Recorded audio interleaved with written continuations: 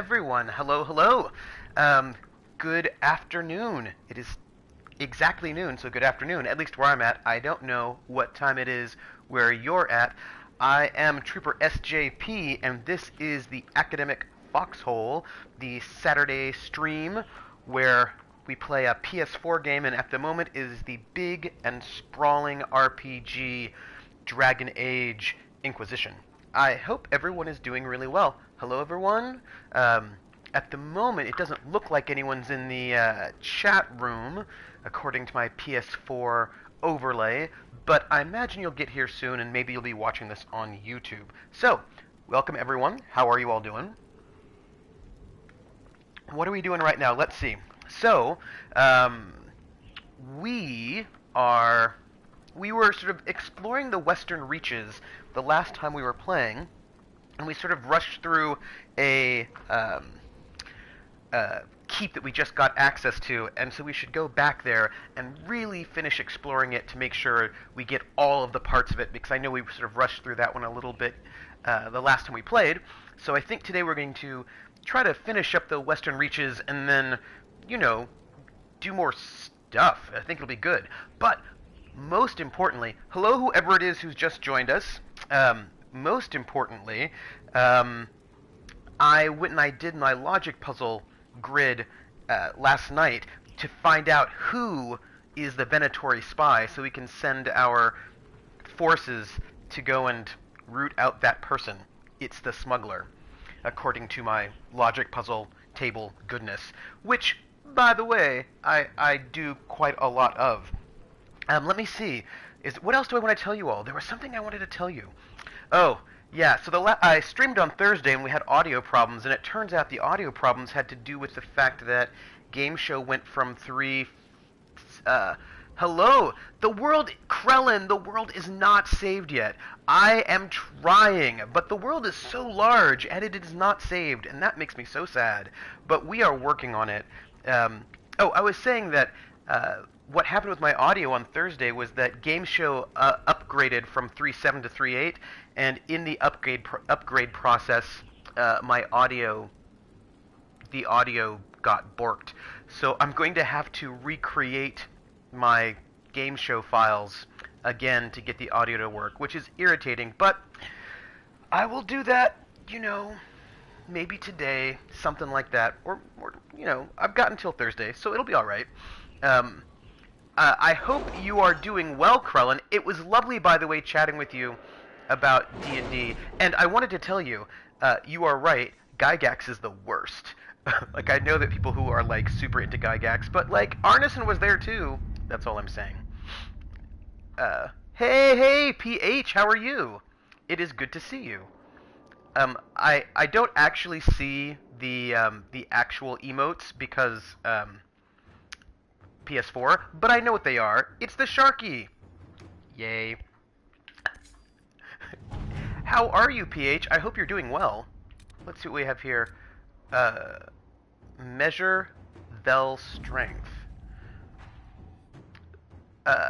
Inquisitor. The experiment was a success. Imagination! Exactly. I'm glad you're doing great. I've done my workouts 2 days in a row. I haven't done my workout for today yet. By the way, I'm very sore, but I will do it after our stream. I will stream, and then I will do my workout for the day, and I feel good. Da da da da da da da. You knew that I would now. Sorry, that's... Sometimes James Brown just happens. What can you do about that? I couldn't do it. The experiment was a success, and these readings are remarkable. Ripped! I hope I don't, like, you know, rip anything. Speaking of being ripped, I'm going to the chiropractor on Monday because my back is not in the happiest space after all of that sitting during the semester. But we are going to work it out. By overlaying the relative strength of the Veil over maps of Orlane Ferelden, I've extrapolated points where small rifts are more likely to develop. This should let us deploy Inquisition forces more wisely, while still protecting people who would otherwise be threatened by demons. In addition, I have located one node of possible interest in the hinterlands, a very large rift that has not yet opened. It may be worth investigating the area. Ooh. We'll have to head over to the hinterlands, it looks like. And who else do we have here? Ah, all that glitters. There was a bit of a fight at the mine, with bandits apparently, not even darkspawn. I'm pleased to report that the darkspawn were cut down with relative ease. We've set up an outpost and recruited locals to begin mining the gold once again. Indeed, I'm told they're more than happy to do so, now that they're being protected. We found some useful equipment in the bandit cache, and any efforts to gather coin at Skyhold will now be much easier. Ooh? Your foot hurts? Oh, yeah. You know, sitting a lot is just not good for your health. I mean, we live in a modern society where we do have to sit, but it does take a toll on the body. And so, in case, just so you all know, it's a pattern that I develop, and it's not the best pattern, but it is what it is. I will see if I can break it. When the summer starts, because I get to sort of manage my own time the way I want to, and I don't have all of the insane service that I do, I get to manage my time as I want. So I always work out, and I always eat really healthy. So the summer is like a great time for me in terms of healthy eating and working out and writing, like doing my own personal research and writing. And then the school year starts and it all goes to heck. Improving morale. Commander, new supplies arrived, along with an enthusiastic shoemaker, or cordwainer as he insists we call him. It's a nice word for the same thing, but no matter. The soldiers are pleased with their new equipment. There are far fewer complaints following patrol duty. Yeah, my long-term plan is to buy a home trainer bike so I can exercise and watch. Yeah. So I, as you all know, or those who don't know should know, I live in a dorm. Like, I live on campus in a university, in a dorm. So, and I'm going to be moving out next summer. Next summer is like, this is my last year working as a scholar in residence is what it is. So I live in the dorms, and I do programming so that, so that first year students can see that professors are not scary. And I do programs, and I do weekly events, and so I do things like that. But this is the last year I'm doing it, so next summer, I'm moving out to, I don't know where I'm moving. It's really expensive in the Boston area, but I'll be moving somewhere. And once I actually move into a place that'll be a long-term place for me, then I can get some sort of, I don't think I'll get a home trainer bike. I think I'd rather get some sort of treadmill because of my knees. My knees are a little bit weird, where walking is better than biking for me, but maybe one of these days I can get something awesome like that. Like, it's a possibility. So, here we go. Identify the Venatori agent. It's going to be Liliana, because she is the one. It's the smuggler. I did the work. Your long-term plan is to get decrepit and die. The best part is it's impossible to fail. They're using you as an example. Props. I know, right? But I try not to be too scary. I rarely walk around with my rapier just, brandished. Yes, this is the puzzle thing. I went, so we had got all these clues, and I knew I'd have to make a chart. So, and I didn't want to do that while we were on stream because you can't see me write a chart out. So last night I went and I did. She is the murder pixie. So last night I went and I put out all the clues and I wrote them all down, and it wasn't that hard to sort of figure it out. And according to my chart, the smuggler is the Venatori agent. So boom, that is what happened. And let me see. Liliana is such a murder pixie. All she does is run around murdering people. It's fine. Let's see what we can send our people to do. All of this is complete. All of that is complete. Because we want to set them up to do something interesting. What is this? Investigate the Exalted Plains. Maybe. Oh, this one here, Wicked Eyes and Wicked Hearts. That is a big thing we're going to have to do. Liberate. That's completed.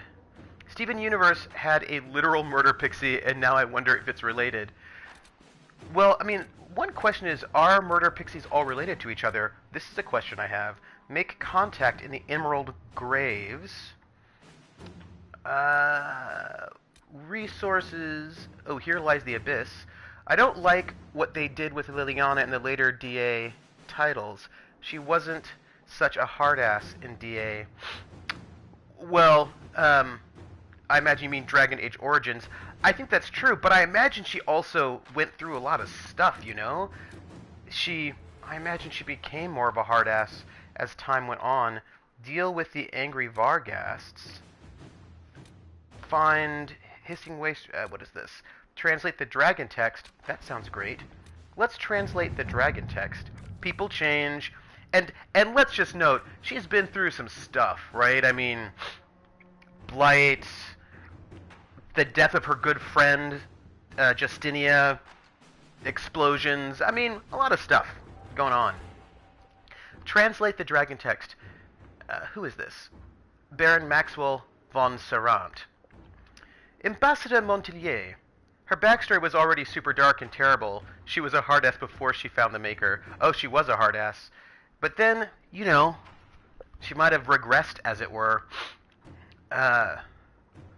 This is making me think, so, you know, not that you all either do or do not care, I don't know.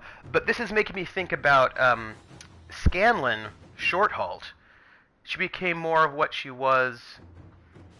Yeah.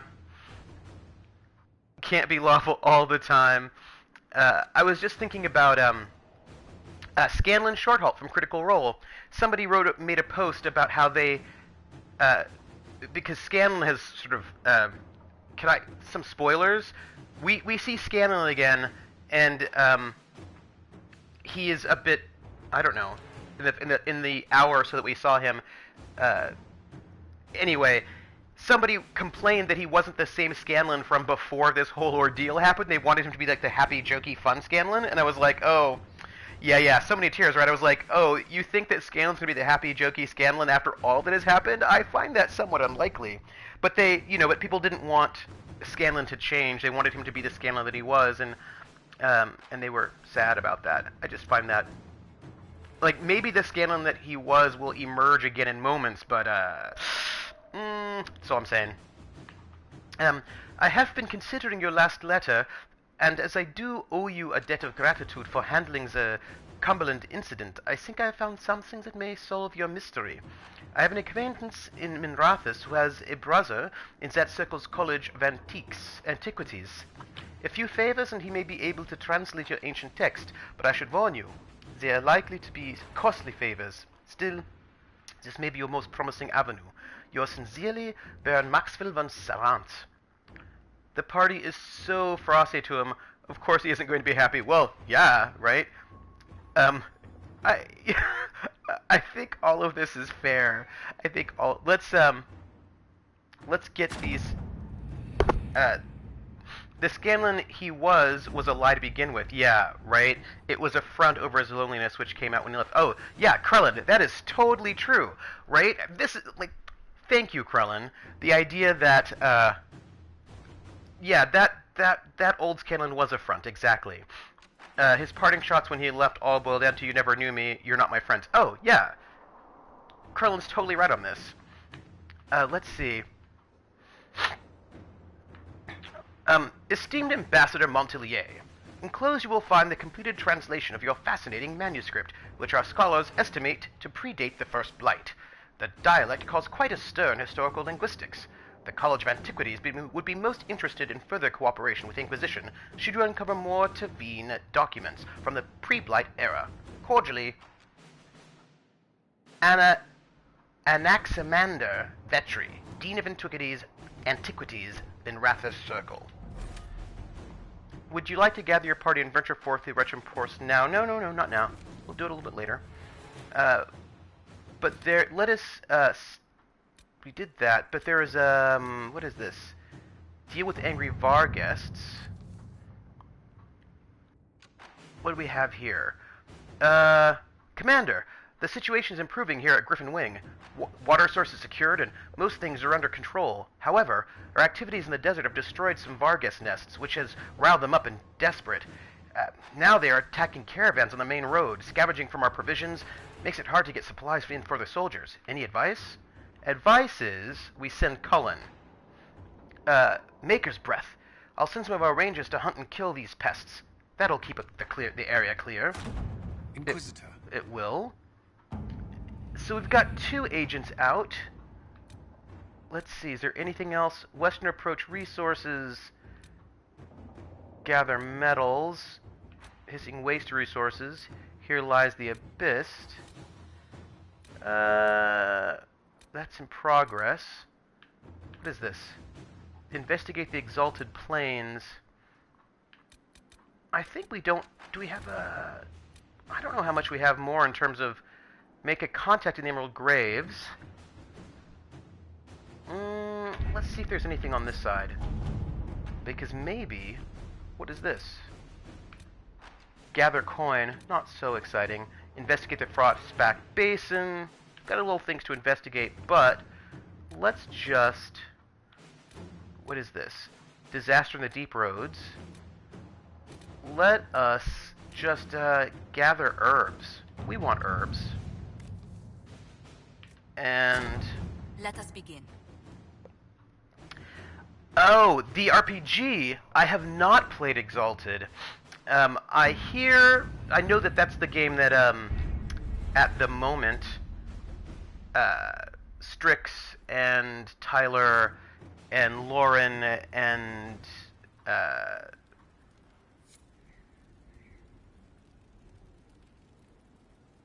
Valravan and Claudia are all playing right now, I think, yes? This is my... Yes? Yes? But I've not played it. Let's, by the way, we're gonna go to the Western approach. Oh, Cheryl's in that too! I didn't know that! That is awesome. That sounds like a huge, huge group. I hope they're having, a really grand time. And Nate, oh my gosh. By the way, we want to get to I want to get right here. There's a lot of stuff in here that I want to get to. Because we haven't really sort of gone through this area here very much.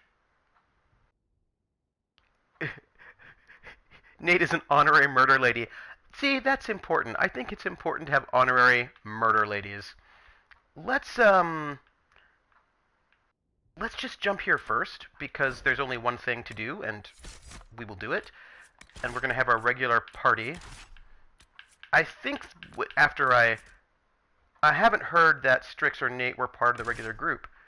Oh, I assume Strix was playing because I saw her there. Last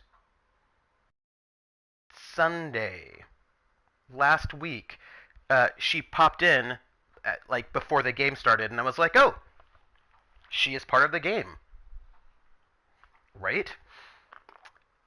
So I was thinking about, yeah, I should look into Exalted. I know it's like Exalted is everybody's a god, right? Look, or a demigod. Yeah, gang. I think Strix is great, and I really loved Weekly Affirmations. I thought it was such a great show. I miss it. And, I'm going to just... You know what I think is interesting? I don't know what you all think about this, but what I think is interesting is the ways in which various channels ebb and the flow of various channels. What I mean by that is, there was a time when I was, Fantasy Age Superheroes. Oh. Okay. Oh. Thank you, PH and Jer.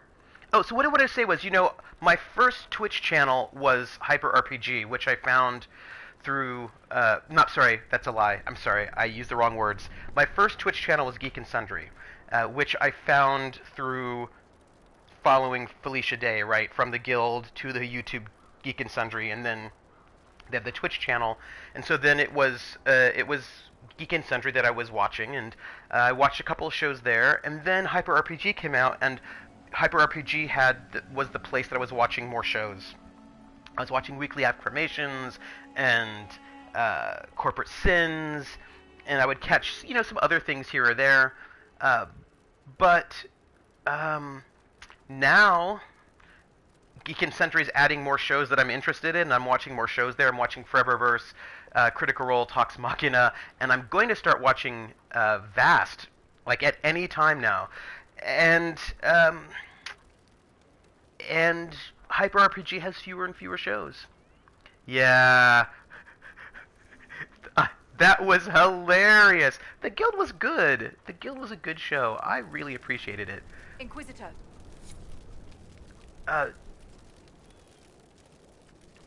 Did you want anything? Nothing to report, sir. Okay, that's fine. Yeah, so I think it's interesting the ways in which, let me see if oh yeah, there we go, that's what we're looking for.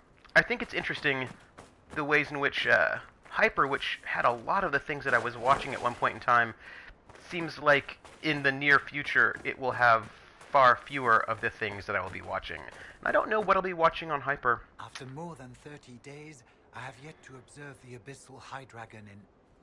Oh. Yes? Can I assist you? Oh, well that sounds fun. I should check that out. Oh, I watch on Hyper, besides Corporate Sins, I watch their Cineverse every once in a while. When I catch it, I do. It's not like appointment viewing, but I'll watch it when it's on if I'm available. But I'll check out that. I hear there's going to be a new Star Trek RPG on Geek and Sundry as well, which sounds interesting, and I'm interested. I will just say, there was a time when everybody thought that Alpha would kill the Twitch channel and that we would all be sad, but they're putting interesting things on the Twitch channel, so I'm excited about that. The manuscript is translated. My people have translated that Tevinter manuscript. Studies on dragon hunting patterns? Migrations? Ha! Durant's theory that dragons can't see the color blue is refuted. With those dreadful raiders out of the way, we can finally lure out the Abyssal High Dragon. You should have the honor, my friend. I've made note of the appropriate spots in the wastes for you to place lures. Place this bait, and then wait. It will be a momentous achievement in draconology. Yeah, I'll bait the dragon. I don't know if I'll do it right now, but... I'm off to plant the bait for the High Dragon. I cannot wait to hear your observations. You must make note of how she circles the hunting area. Let's see. You haven't lived until you've heard Darren DePaul sing Sonata Opera. Now, that is something I do want to hear. I feel like both channels have gotten a bit more sophomoric as they try and become more inclusive and cater to the lowest common denominator. I must go. We'll have to speak some other time. I can't say, in some ways, I mean, I will say that I have found more things on Geek and Sundry interesting than I have in a while, so that's something. And I hear Vast is quite mature, so that's... and I really do enjoy Foreververse. Although, for me, Foreververse often depends on what game they're streaming. And, let's see, we're just gonna pop over Quest... Oh... So, gang, we could just go and attack a dragon right now, but I don't know if that's a good idea. Alright, let's do it. I don't think so. That's not the sense that I got about it.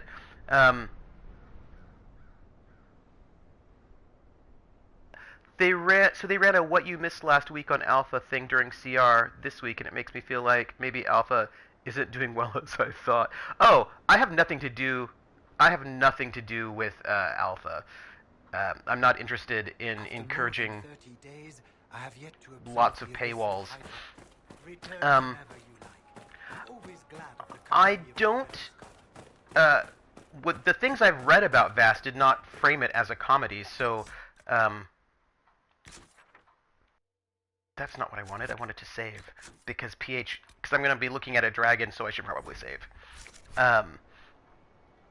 Yeah, no, the things I read about Vast did not imply that it was a comedy. Hey, Gun Maniacs, how are you doing? Welcome, welcome. We're going to go and try to kill a dragon right now, and I don't know if it's at all a good idea or if it's a super bad idea. I'm thinking it could be just the worst idea, but what do you want to do, right? Like, how do you want to start your day? I think you want to start your day by trying to kill a dragon, and do or do not, there is no try. I appreciate that. Let's place this bait here, shall we? Yeah, you know, and it's funny. I think PH. I think you called what? I just stepped on a trap. That's cool. I think in one of the discords the other day you called Corporate Sins a comedy RPG, and I don't think I would call it a comedy RPG. I think it's a serious RPG with lots of comedy, if that makes any sense. Because it doesn't feel to me like it doesn't feel to me silly in a comedy way. Prepare yourself. Did she? Boss, I want you to know, you're the best. Oh, there's the dragon. I mean, it just feels really different for me than, was it called Vox Moronica? Do you know what I mean? Like, dragon. there it is. Suppose we must fight it. Don't worry, Cassandra, it's your thing. Look at that dragon. Oh.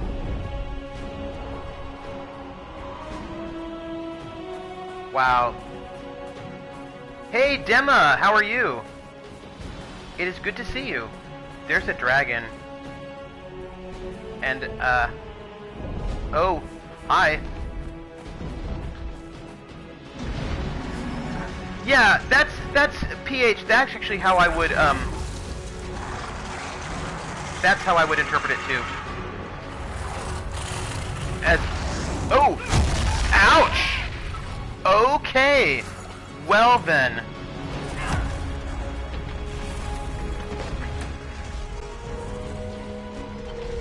Well, actually, in the definition of comedy versus tragedy, we won't know if it's a comedy until we find out if everybody gets married. Because if you want to do classic definitions of comedy versus tragedy, we won't know yet. We'll have to see. Yeah, Abyssal High Dragon doesn't sound good at all, and I am, you know... Ooh. Oh, somebody died. Oh, it's our tank who died. Where are you, my friend? Can we... Where's your body?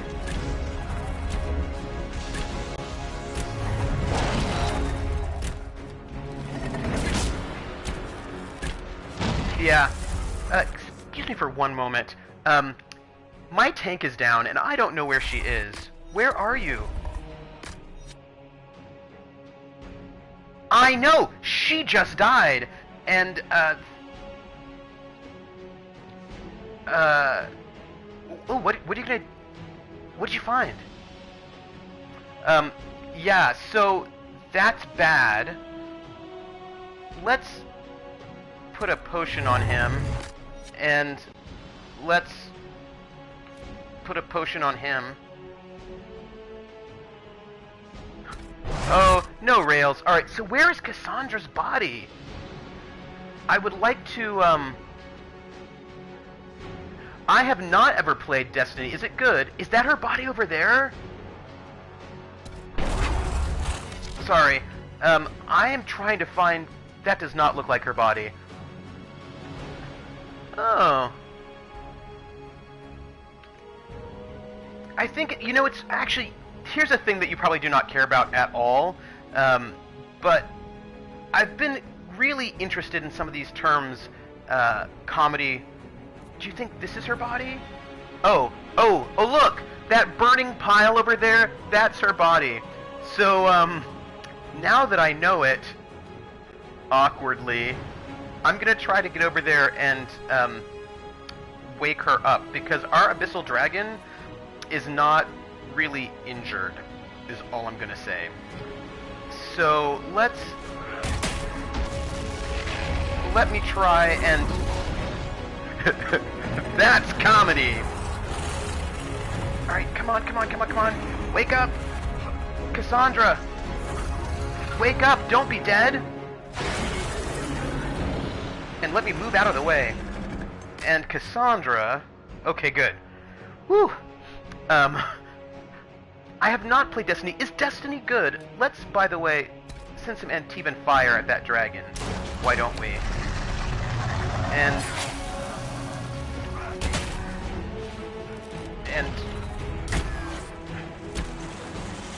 shooter with... Oh! A shooter with RPG elements. Well, that sounds interesting.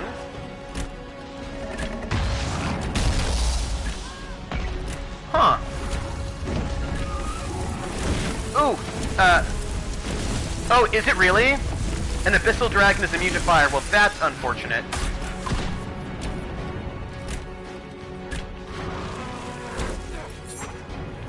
I think I'm gonna try to use my special big power. Huh. Alright, let's confirm this, shall we? Ooh! I need to not be hit with Huh. Okay, we've just did a bunch of damage to it, but we're not... Wait! Cassandra's dead again! Ugh! Cassandra, don't be dead! Ouch! Ugh! Hold on a second, where's Cassandra's body? I feel like she's probably going to be... in here somewhere? Oh, there she is. Oh, Cassandra.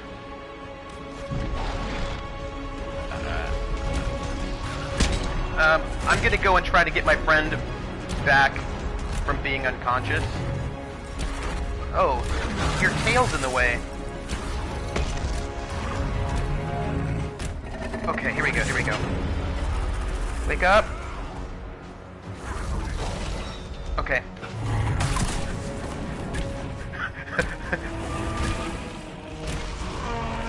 Oh gosh.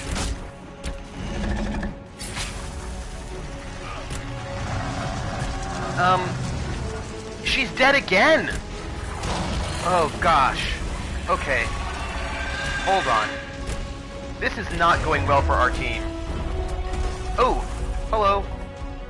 Here we go. Cassandra, wake up! And Cassandra, you need to take that last health potion.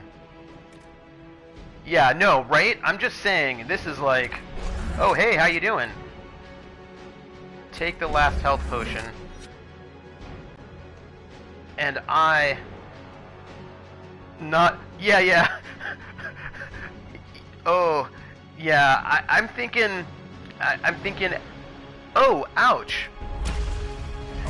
But we're going to try to not be in spaces where he wants to kill us.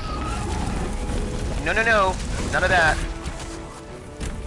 Do not want to be involved. Do not want to be involved. I have... You know, here's the thing. If I can get... I have a potion. This is not helping us. But I have a potion.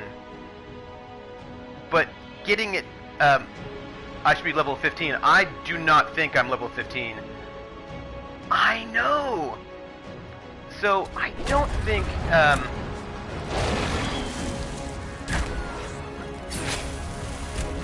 we are level awesome. Yeah, I think,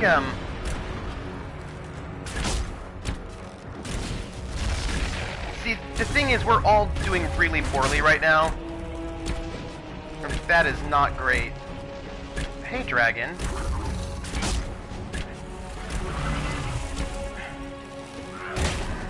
Soap opera. The role of Cassandra will now be played by Smoldering Corpse. Oh, hey, Cassandra. I mean, I can get you up again. But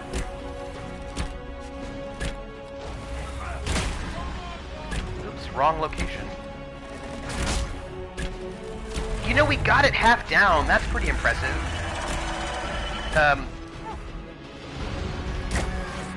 This, however, may not be, you know, the...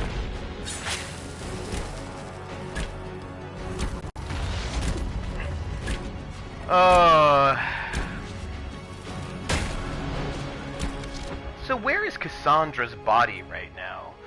It's not good to have to keep asking that question. Hey. It's true, but I don't know where her body is right now.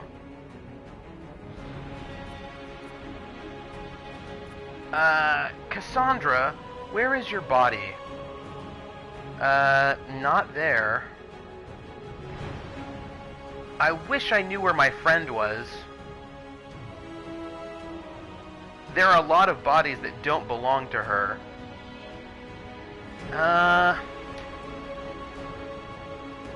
Is she... No. By the way, let's see, you're immune to all disabling effects. Your immune is slowed, perceptive. You've got greater fire resistance. You're poisoned right now. I did that. I don't know where she is. This is... And everybody's doing really poorly, and Cassandra is the one that has the healing potion. I don't know where she is, folks.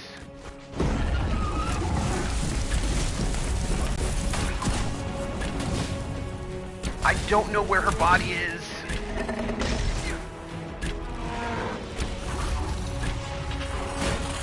I wish I knew where her body is.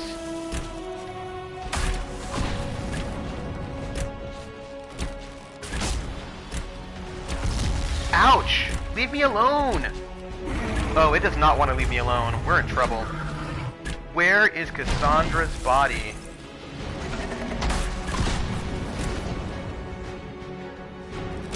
Yeah, no, it's on me. Yeah, we're dead. Hello, my friend. Where are all my friends? No! Wake up, Iron Bull. Iron Bull, wake up! Wake up!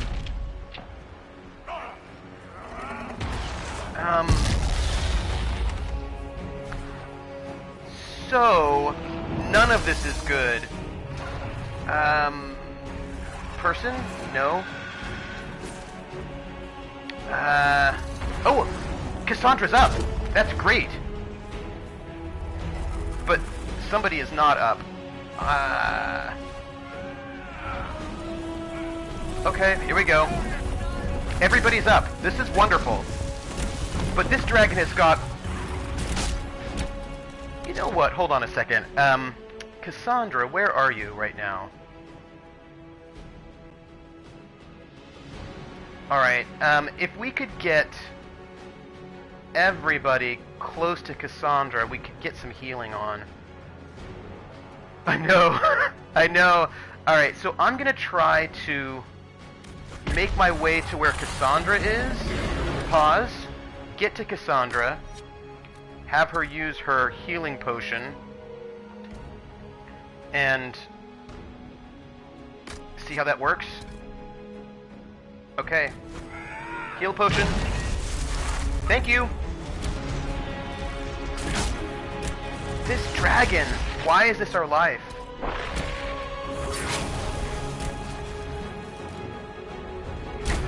Dorian's dead. Why is everybody dead? Everybody is dead. It's really unfortunate, and it's rude. Alright. Cassandra, I will tell you, by the way, we are not prepared. Also, I am burning. Cassandra's dead again. Yeah, they're super scary. Hi, Cassandra. Wake up, wake up. And pause. And Cassandra, I would like you to use that healing potion on us both, if you don't mind. Oh, gosh. Okay. Alright, we need to get our other friends...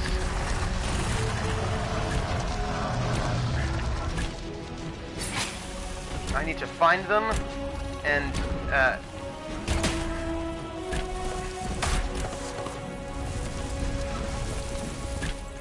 okay, Iron Bull! Oh, everybody is dead! Hello, wake up, wake up, wake up! Okay. You won't last long, but, Cassandra? So bad. Oh, gosh. I think this is my last healing potion. I wish I could also give it to Iron Bull, but I can't.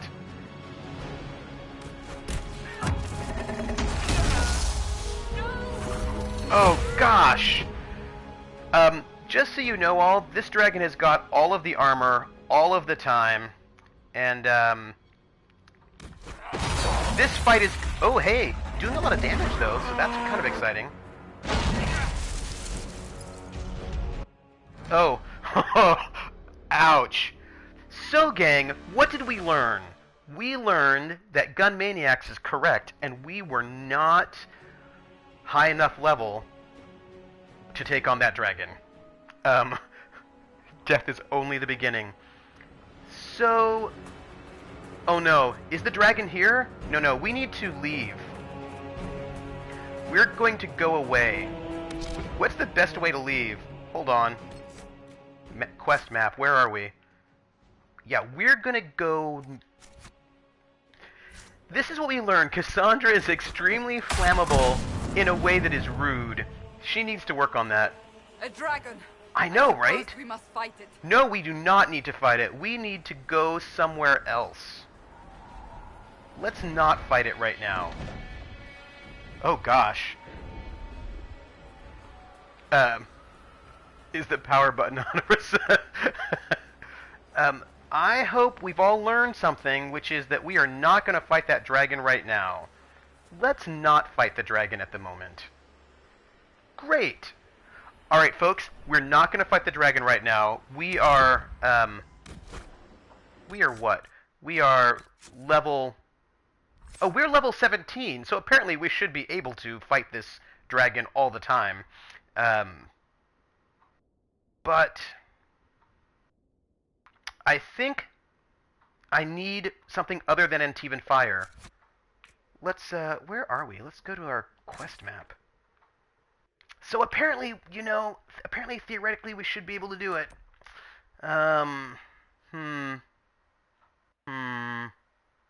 Alright, here's what we're gonna do. We're gonna travel over here. I'm gonna see if I can switch up my potions. I don't think I can from here. If I can... Equip potions... There are 10 dragons. See, I don't think I can actually switch map potion. Because that is... Oh, actually I can. I can put a jar of bees on there. So let's put a jar of bees on there. Cassandra's got the healing potion. Sarah's, whatever, poison. Dorian's got... And... Iron Bull, bees. Okay. Gang, we're going to try one more time. We're going to try one more time after this dragon, even though I don't know if it's a good idea, and it probably isn't, but I can't save anyway. So we're going to go in there one more time, now that I have a jar of bees, and we're going to really try to kill this dragon. That's... I don't know if it will work, but, you know, that's what we're going to do. We're going to try to kill the dragon. And maybe I can use my, my special... Where are you, Abyssal Dragon? Okay, gang, I don't know how well this is going to work out for us, but, we're going to try. Because I don't think, you know. Oh look, a dragon. What a perfect way to ruin our day. Yeah. I wonder if these posts will protect us from the dragon fire. Doubtful, but you know, we're gonna be let's wait for it to land. and we'll buff everybody. It'll be great. So much excitement. I don't even know. Hi, dragon. And pause. I want you to take that potion. I want you to take that potion. And I am going to move away. And I'm also going to take this and let's see what we can do. Why are you so injured? Why are you so injured? Alright, Cassandra, you're dead already. That is not a good sign. You're dead again! Cassandra! Cassandra, you're just dying in ways that are super inappropriate. Don't be dead. Oh, it's the fire. She's stuck in fire, and so she's... Yeah, this is a problem. Alright, I think I can get her up now, because I think the fire's out. Here we go. Yeah, she apparently does need fire resistance. Like, fire resistance is like, whoa. Gosh, people. Wow. Cassandra, you are doing not good this time. Like, really not good.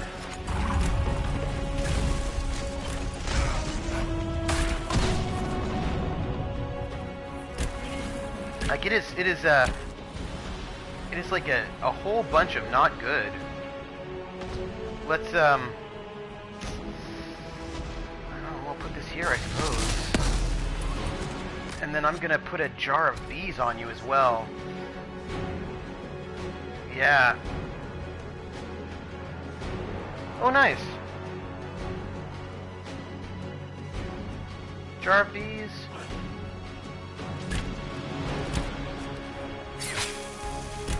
Oh, good. Post it on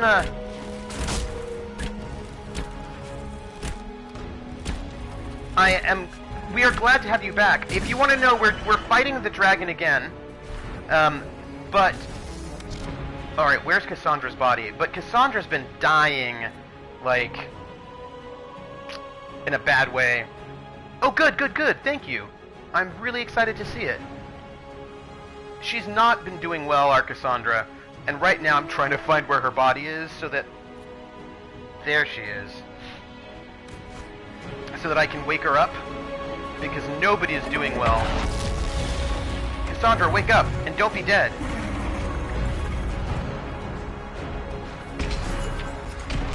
Pause. Cassandra, can you use your special potion? What is this? No, that's bees. Use your special potion to heal us, maybe. Okay.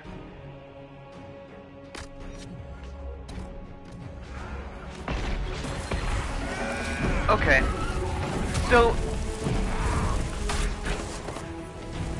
it is not good. Her saying it was a comedy was a huge step for me in accepting it was never going to be as dramatic as I wanted.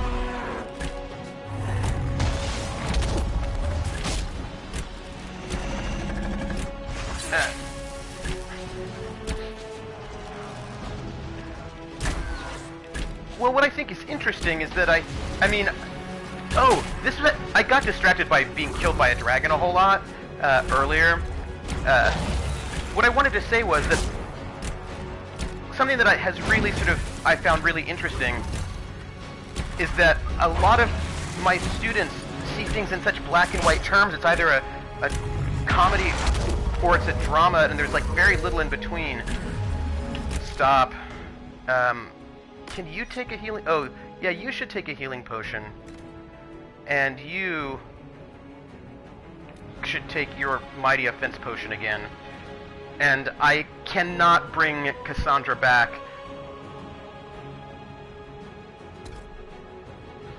I mean, I think that I see it the way that you originally saw it, Paladin, as in a drama with some funny characters. I think that's what I would say. But, you know...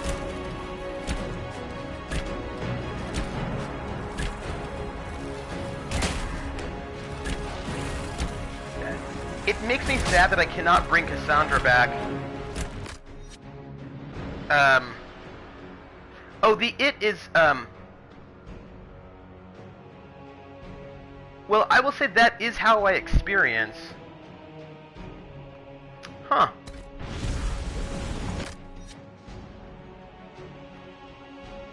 And... go. Alright, now I need to find... There she is. Hey, Cassandra, wake up!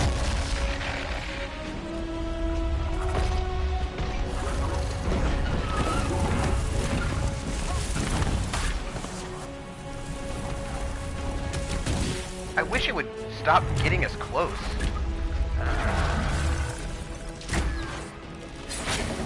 Okay. This is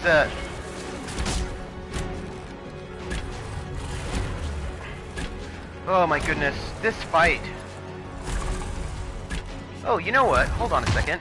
I can maybe hit it with the jar of bees? Hey, get hit by a jar of bees.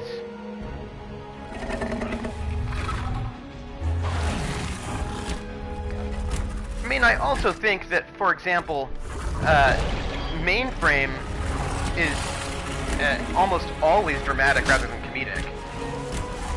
And,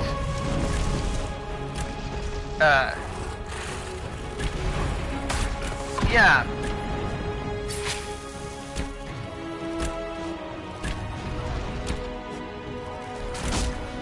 Let's go. Ah, no.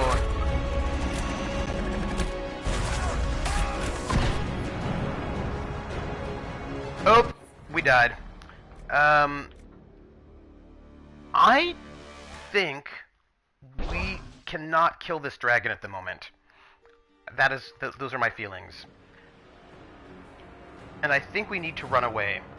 Like, seriously, we need to go to a different place and not think about the side dragon at the moment.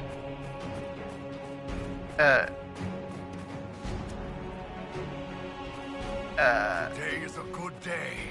Today is a very good day. Drama isn't a thing. No, we're not gonna fight this dragon. Well, but it depends on what categories. If we're looking about ancient Greek, then it's comedy and tragedy. If we're looking at the Golden Globes categories, it's comedy, it's musical comedy and drama, right? So like, different times have different terms that they use to mean different things. Is what I would say about that, right? That, I mean, and also I will point out that almost nobody uses comedy and drama. Comedy and tragedy in the way that the ancient Greeks meant it. Corpse Sins is clearly a musical. Clearly. I mean, if we were looking at the ancient Greek definitions of, let's see if we can save now. We can. We are not going to fight that dragon right now. This is just going to be a small side note for us. No dragon killing at this moment. But we are going to head over here and see if we can go into this, clear out this, you know what I mean. Head north. Yeah. We're gonna see if we can finish exploring this, old, what's the word? Ruin. This old ruin. What was I looking for? Oh yeah, so if we were going to go with like the ancient Greek definitions of comedy and tragedy, almost nothing today is a tragedy because tragedies have to use noble characters and deal with the gods. And since most of our media now deals with non-noble characters...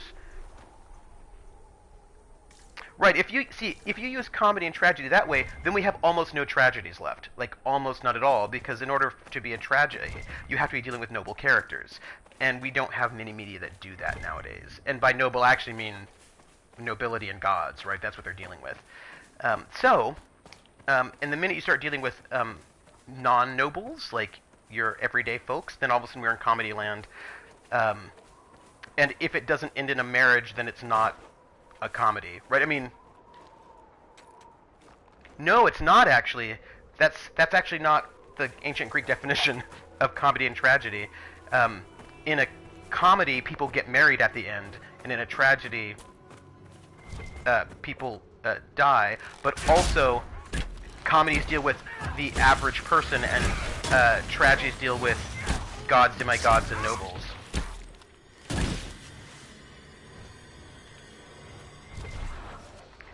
Marriage is only a tragic joke if you get married to the wrong person. Or if you don't believe in the institution of marriage. I suppose that's fair. But then if you don't believe in the institution of marriage, you probably wouldn't call marriage a tragic joke. You'd probably call it something else. Wait, what are those things? Loot. Loot. There we go. Yeah, no, the ancient Greek definitions are very specific and apply to very few things today, since we don't tend to make our media in that mold.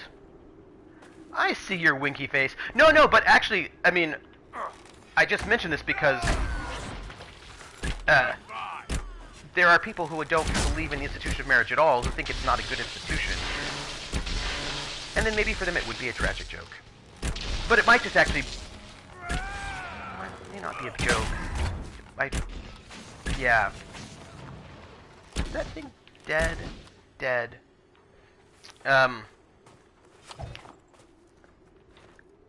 Well, it is interesting. It's also very different, right? I mean, it has changed so much as an institution over the centuries, and what you think marriage is for, and those things are all very different. I'm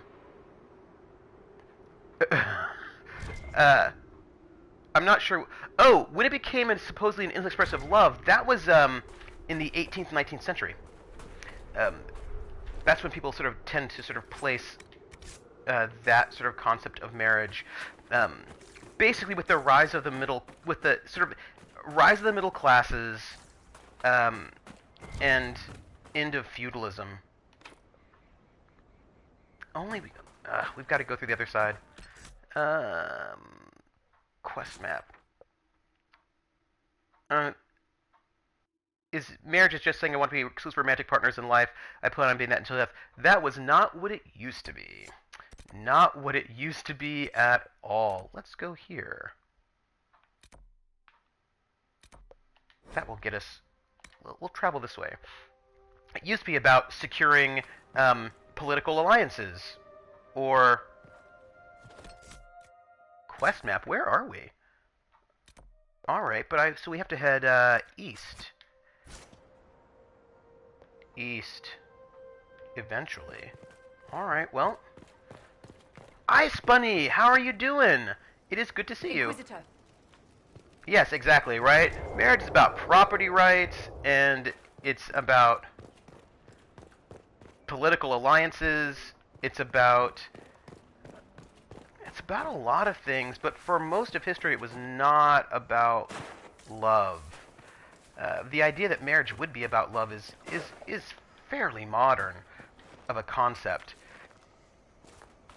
Not a historical concept. Eugenics, yeah, right? It's been about a lot of things. A lot of things. Oh, good. Ice Bunny, it is good to see you, by the way. We are trying to find a shard, I hope. So, what you missed was that we decided to go and try to kill a dragon, and the dragon thought that we were being really cute, and murdered us, is how that happened. Murdered us twice in a really... I would say it was epic, but it wasn't that epic. We just were murdered. We were just murdered. Oh, hey, Rift. Exactly, 19th century. So, like, you could say if you wanted to that it sort of hits at the end of the end of the 18th century, but marriage for love is not a, like, that is not a concept that is, and it has to do with, it has to do with the rise of middle classes, the end of feudalism, making people feel as if that we're all equal in love, right? So, it's a way to sort of minimize class unfairity in certain ways. Disrupt Rift. Disrupt. Oh, hi. None of that. There are a lot of bad things happening right now, and I just want to leave me alone. I just want to disrupt this rift.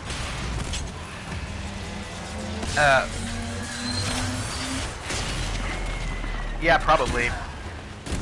But of course it's tricky, right? Because,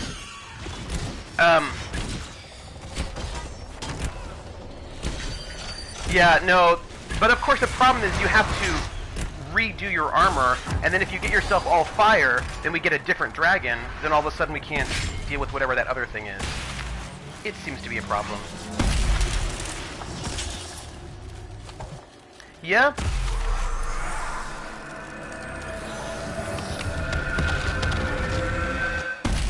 There we go. There we go. No, it's totally interesting to see that, right?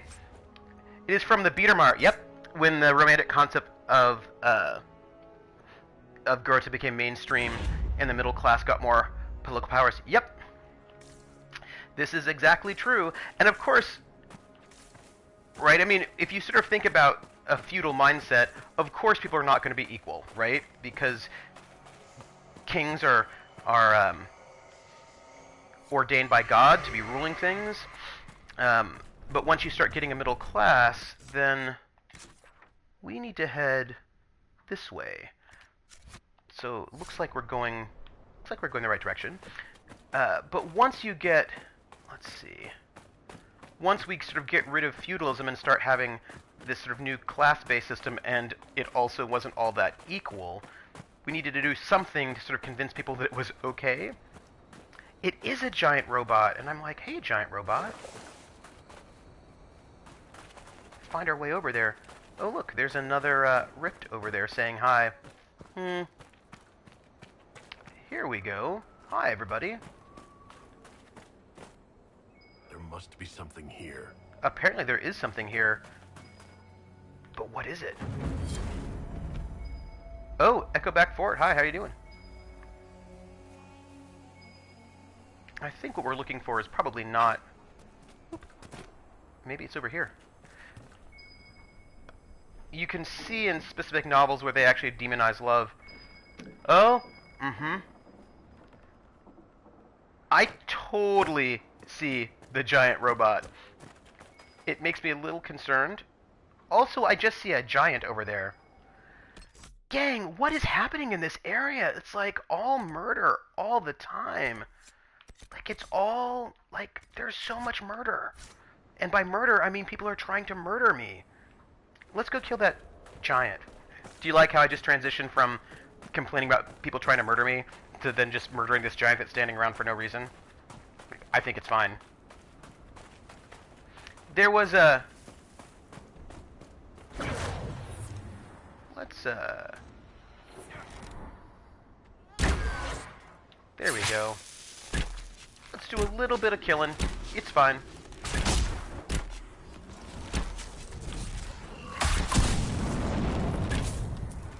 It's, there's literally no reason to ever do it. There are a lot of creatures here. It's okay, we're gonna just, like, kill them all in, like, a really mellow way. It'll be cool.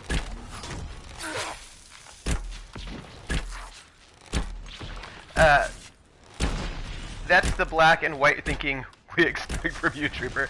Yeah, no, it's cool. Just murder all the people. It's cool. Oh, I feel really bad about killing this giant. It's just hanging out. Not really wanting to harm anyone. That's probably not true. I need to play Spec Ops: The Line. I really feel like that is something that I need to do.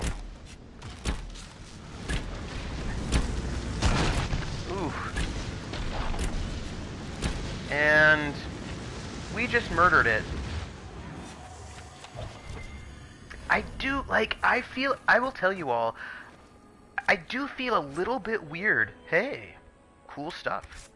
I do feel a little bit weird about just killing these bad guys by ambushing them and they don't even know. It's only murder if you're a... Yeah, that's right. If you're a good guy, it's totally fine. Huh.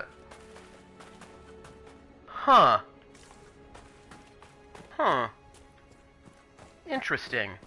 Well, First off, did I actually, do that astrarium over here? I hope I did. I get it. There's something cool. I also don't think that's great a message either. What, that murder is... Like, I thought it was like a murder is bad sort of a thing, no? Like, and that actually that first-person shooters, you don't have to play this game you paid $60 for.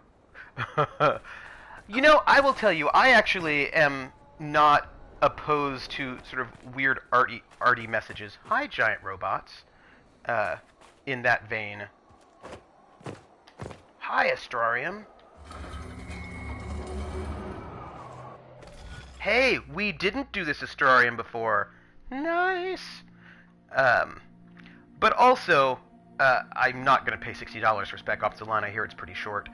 And I am not a person who favors... Let's see. I don't think this is a good starting point. Well, it's alright. Let's try it. Let's go here.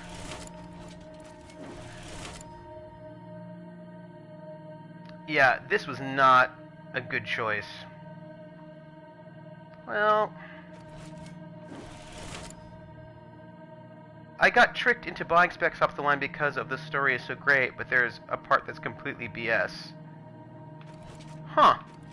Well, I got it, like, super cheap. I got it, for not expensive. So I'm going to, because the choices are do a horrible thing or stop playing the game, and then the game calls you a bad person for not stopping playing. Huh.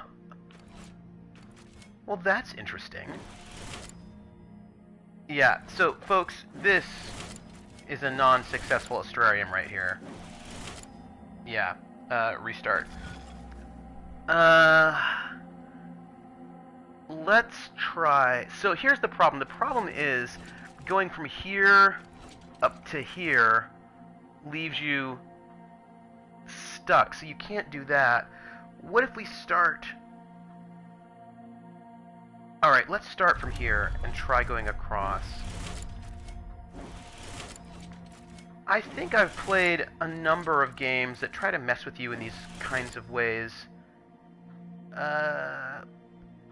Can I do this? In terms of, right, sort of... Now, I think games like that, that sort of poke at you for playing...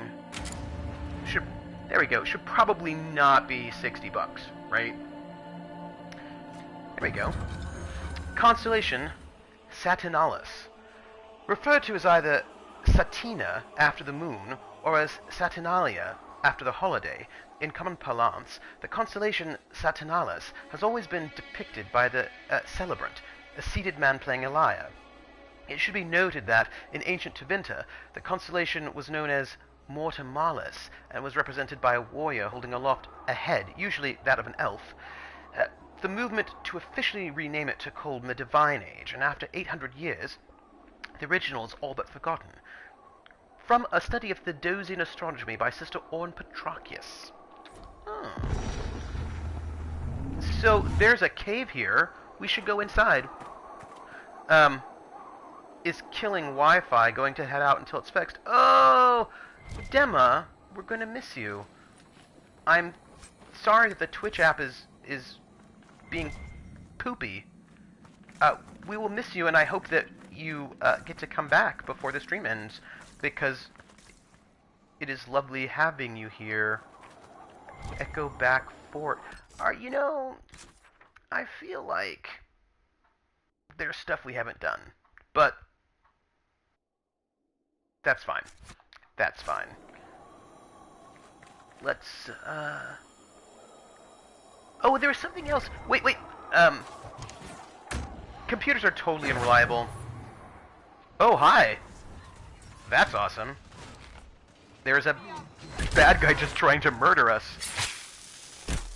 See, at least I feel like he started it. So, you know, that's alright. This time. Yeah, the internet totally runs on magic. It's super mysterious.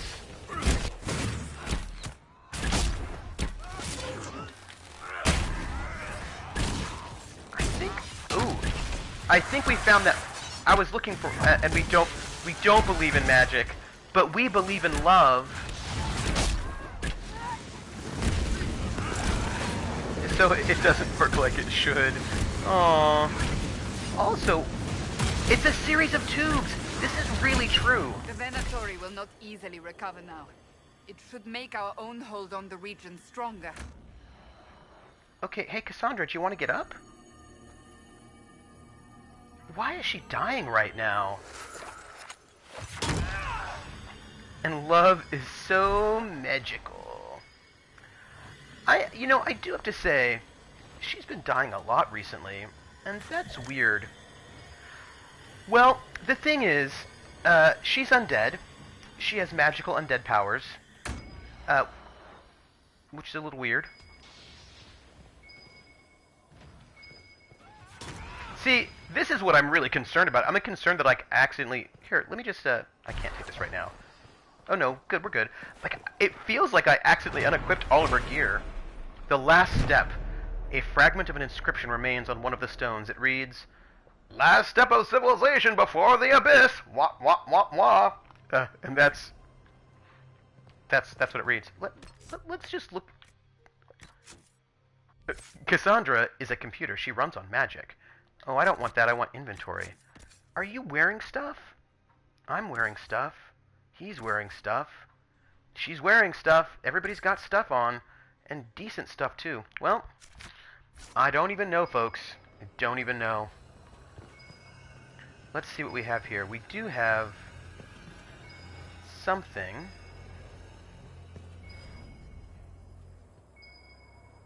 I think it's probably underneath us. Alright, let's go back down the wall. Oh. Oh, hey, Service. We should talk to you. Still breathing. He's resilient, I'll give him that. Oh, let's take him alive. And take him in for judgment. Have some of the troops bring him in. I'll deal with him back at Skyhold. Oh, yeah. We're gonna judge the prisoner. Because, you know, we believe in, only murdering people randomly? I don't know. Okay, we have got a mosaic tile piece, and I think there's a special, probably alcohol for us. That's what her AI logic set to.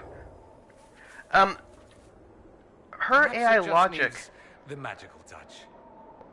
This is true. You do you.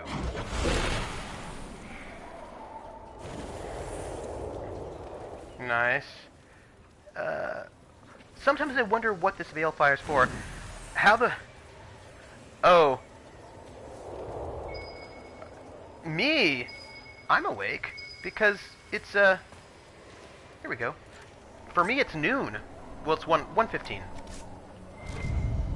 Vial of Archdemon blood. I think Blackwall would have liked to have been here for this. I'm sure he would have, but stop trying to guilt me into taking him with me when, you know, I've got Cassandra running around.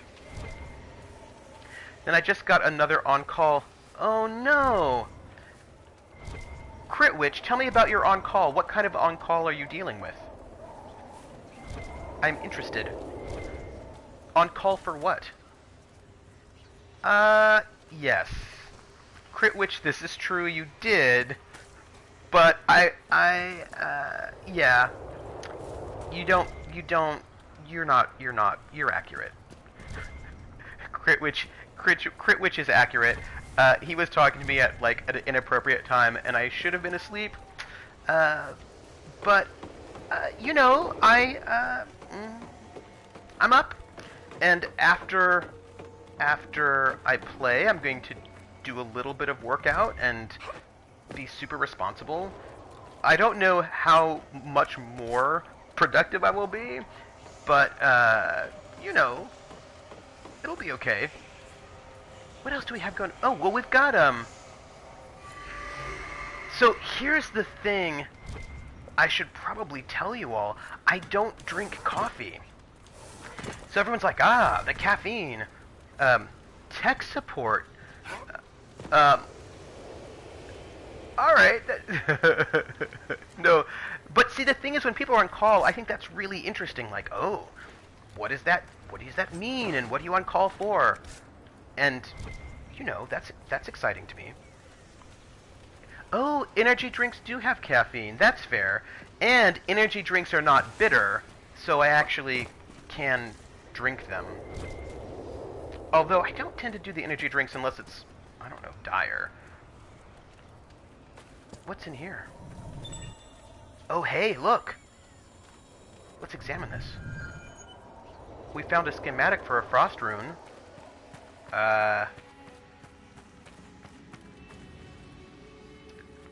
It's hard to get caffeine-free. Really? Black tea, green tea, aka dirty water for some. Oh, I've been here already. So this is, it's hard to get caffeine-free when you eat out. Why is that? I want to know more about this. Tell me about that. About why that is. You could also put 6 spoons of sugar in your coffee. Energy drinks are too acidic for me, but then, so, yeah. It's hard to eat healthy when you're out in general, now that, well, that's true. I mean, I suppose it does depend on where you're eating out. What is this? I feel like, because very few places carry caffeine-free, oh, see, I actually often drink caffeine-free when I'm out, and not on purpose, but just because, I wonder, do you think we've dealt with that? But just because I tend to drink juice. I drink a lot of juice, is what I would say. So, that's a thing. Alright, let's, I suppose we just go... Do we just go this way, do you think? Well, sure. I mean, you could do it in the all German style and have half juice, half mineral water. That's a sort of a German way to do it. Let's head... I don't know, there are a lot of things here. Let's head east, maybe? Although, I imagine, if you're not drinking juice, the other things probably also have lots of calories, I would imagine.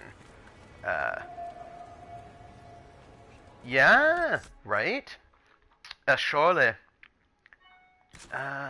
Let's... I suppose... Which way are we headed? Oh, I suppose we'll head this way a little bit, right? Maybe? All roads lead to Rome. Oh, this is the way into not where we want to go. So let's go this way. You know, you could just totally walk. Soda is worse than any juice can have. Yeah. My call at 7 a.m. was someone looking for my boss because they were getting antsy about his arrival. To your message cut off. You should tell me what it was. Hello, Echo Back Canyon. Let's murder people with surprise. Oh, somebody just winked out of existence.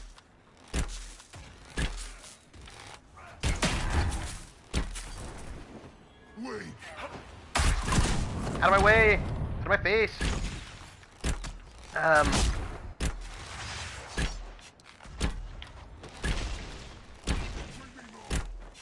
Critwitch, will you finish your, They call it IT because a manager wasn't somewhere? What's your favorite gin?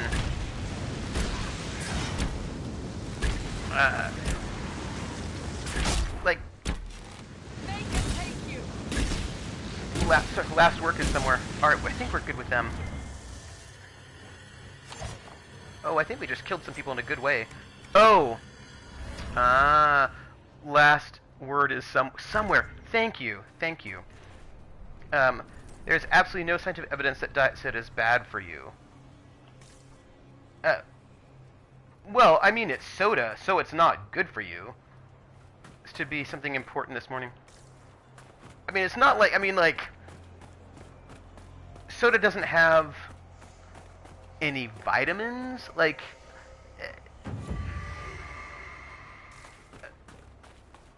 oh, soda has lots of vitamins. Soda is full of vitamin C and vitamin D and healthy minerals and vitamins. I didn't realize that Diet Coke was full of vitamins and minerals.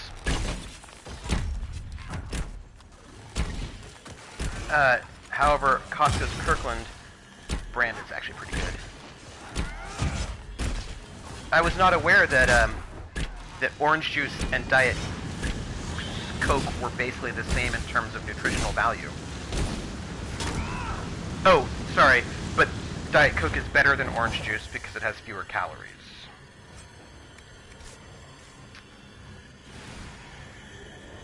I think my nutritionist would be surprised. I think my nutritionist would be a little surprised to hear that it is healthier to drink diet soda than to have orange juice or cranberry juice.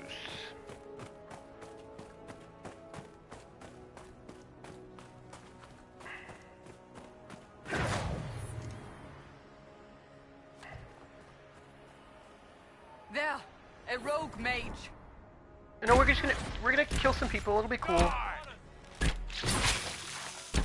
Oh, and we did. Sad We killed them. that it came to this, but at least it is done. Wow, we killed them fast. That was a lot of death real fast. It's amazing how, like, with some people we can murder them real fast and be really efficient and good at that. And then with other people, like great high dragons. Do you truly think the Venatori have no idea what Corypheus will do? Some of my countrymen look at the current state of our nation and despair. They hear how powerful and glorious we once were and think, that would be better. It has to be. What they overlook is that Corypheus wasn't here for our downfall.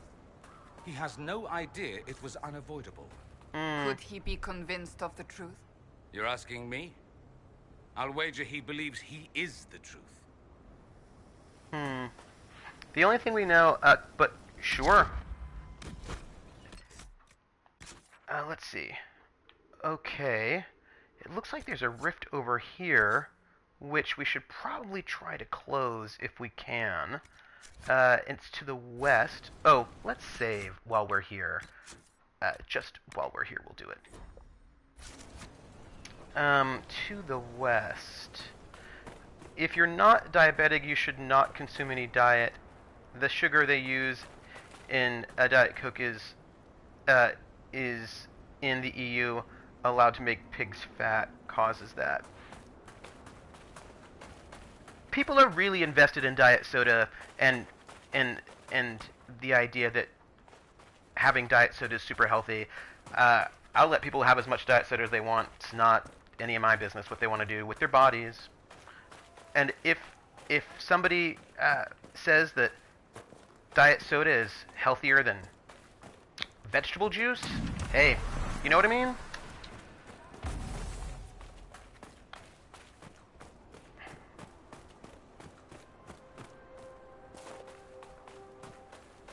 Ooh.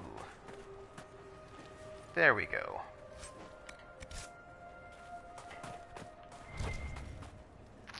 Alright, there's a rift around here somewhere that we should close.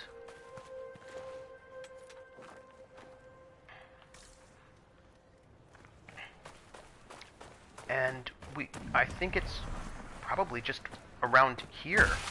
And there it is. Pickle juice is better than water. Everybody thinks that. Everybody's super into pickle juice. No, oh, hi. Leave me alone. Like, I'm the, like, stay far away and shoot you from afar kind of person. Let's see what we got here.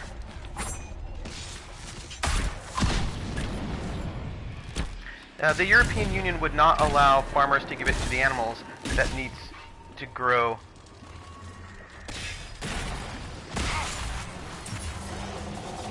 Disrupt Rift! Hey! All these... Alright, disrupt the Rift.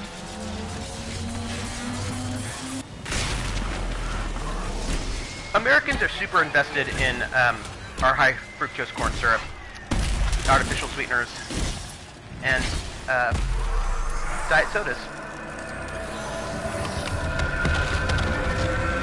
I know, right? There we go.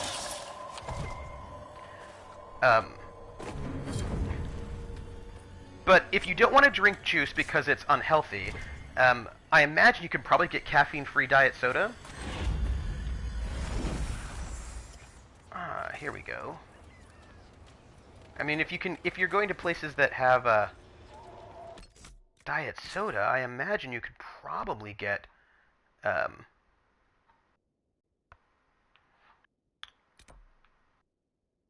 let's see. I suppose we're gonna head this way. Maybe we can get to... What is all this stuff that's hanging out here? There's a lot of stuff that I don't even know what it is. Oh, they don't. I'm sorry that you can't get the healthy beverage of choice, which is a caffeine-free diet soda. That's a bummer. See, when I eat out, I often just have water. Mineral water, maybe. Sometimes I might have juice, depending.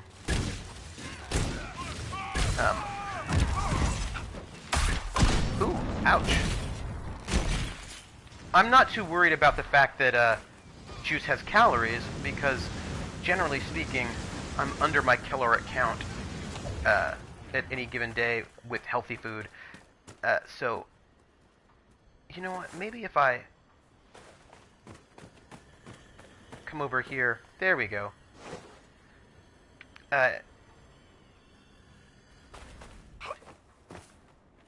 There we go. Let's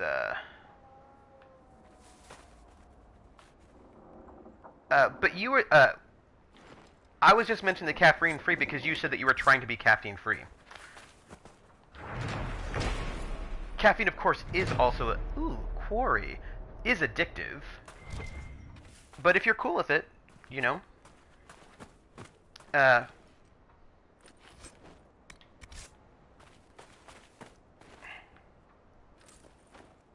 Alright. I think we just got some good stuff over there, and maybe we can find some impressive loot here, maybe? What are we looking at? What is all this? Oh, I see. I see what we got.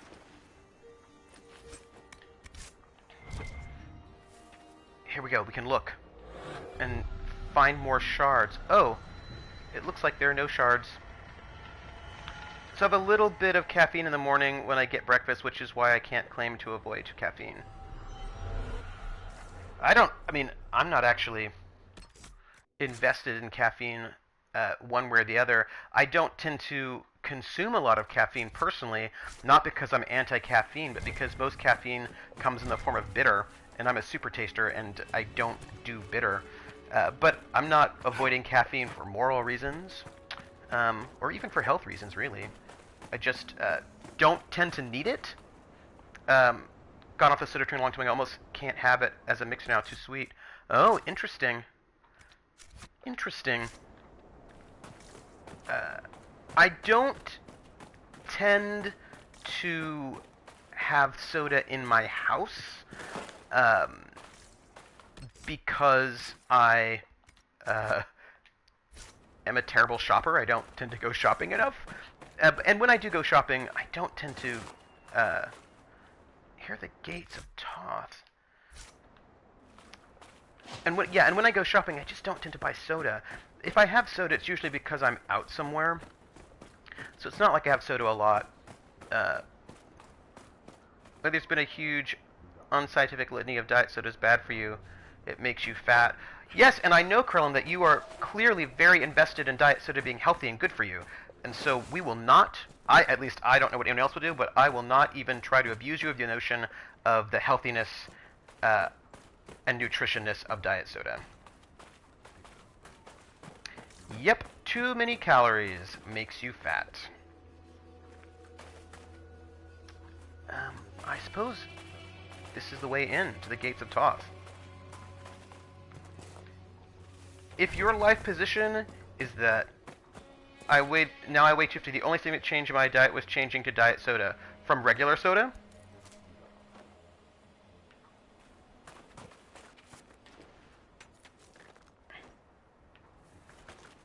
So, or I suppose, when you were 330, were you drinking no soda but just lots of vegetable and fruit juices, and you switch from vegetable and fruit juices to soda, and that is switching from Gates of Toth.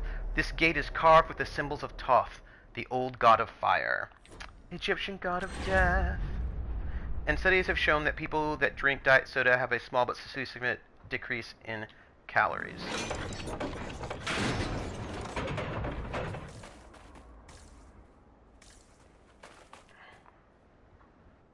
Okay.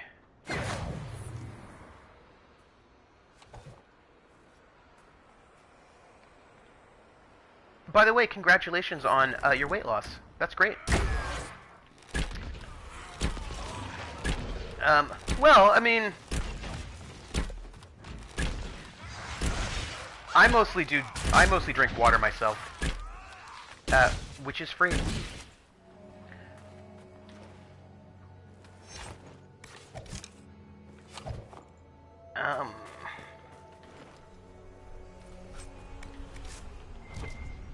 So that is what I mostly drink. And all right. So we are we're in this new area, which seems to be oh, what, soda? I mean, there we go. So here we are in this whole zone, this whole area, and I don't even know what's here. No, don't get me wrong. I still do actually like. Oh, all right. World map. There's a whole area. We need to get here, I think, to the still ruins. Like, there are parts that we haven't been to. That's all.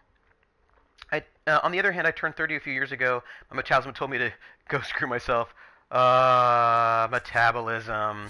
Yep. Once you hit 30, my friends, your metabolism is like, hey, guess what? Nope. And you're like, really, metabolism? Really? Nothing? You got nothing for me? Where are we?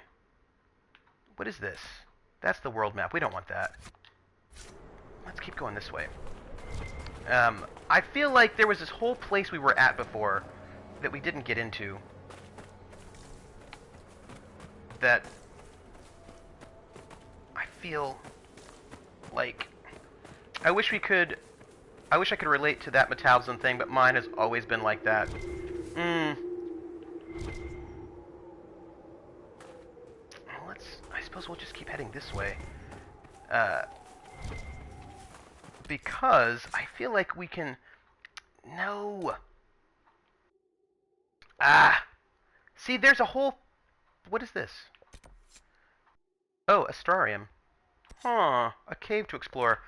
This is the still ruins. What is this? World map. Last spring. Alright, we're gonna go... Here's the thing, folks. There's a place that we totally haven't been to, I feel like. Maybe I'm making that up. Maybe I am. But I feel like there's a place we haven't been to. It's alright. Let's go just murder people randomly in a way that's not at all sketchy. Oops. I wonder if you're, Krellin, if you were over 30, I wonder if your metabolism slowed down even more after 30 or if it didn't. It's a question that I have. I wonder.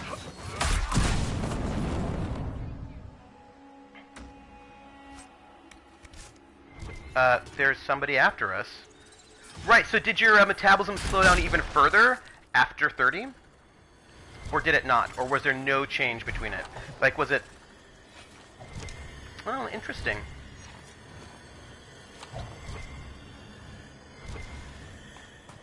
Interesting. Alright, we have... I struggled with weight most of my childhood, but that's mostly because I had no say in my diet.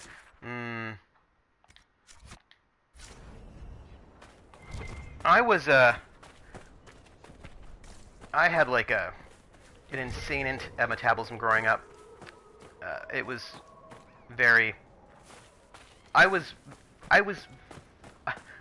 very skinny as a little kid. At one point in time, I was blown over by the wind.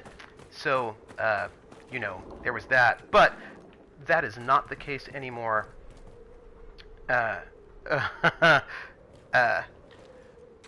actually didn't sort of get to a more healthy weight until I joined the army, and added weight. It wasn't like I was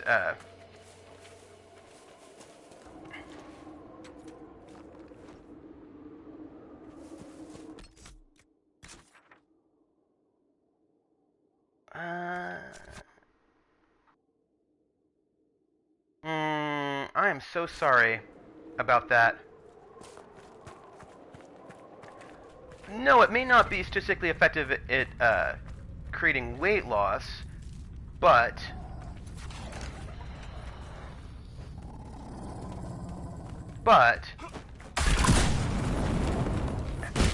being more physically fit can help you with health issues.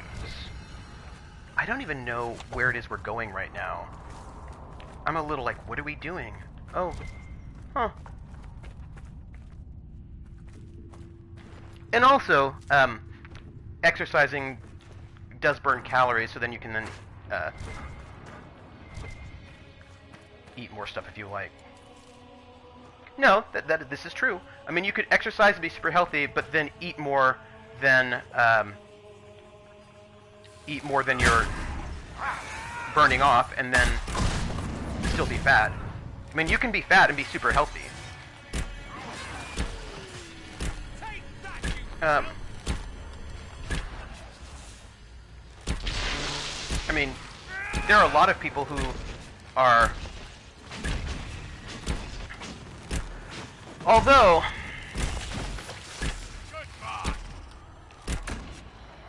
I will say that not having enough caloric intake can also be problematic when it comes to losing weight.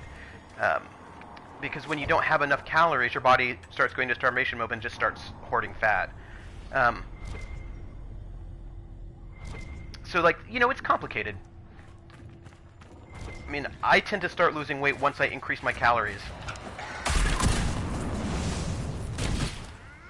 There are a lot of spiders here. I just want to point that out. There are a lot of spiders just hanging out here in ways that seem inappropriate. Yeah, so for me, what ends up happening is that I don't get enough calories in the day when I'm sort of stressed out by work, and then my body, then it slows down my metabolism, and my body hoards fat, and yes, I did. That's exactly right. Yep. And, also about trying to have your metabolism be somewhat functional as well. Which... I'm gonna have to get up there. Maybe? The way to get up there is... Instantly, slightly overweight people are also healthier than... Yes, this is actually true. This is absolutely true. And it's like I said, a lot of people are overweight but not unhealthy. We tend to conflate those things, and that is not necessarily accurate. And also, people have different body types as well. And that should also be taken into account. Maybe I can get up this way? Whoop.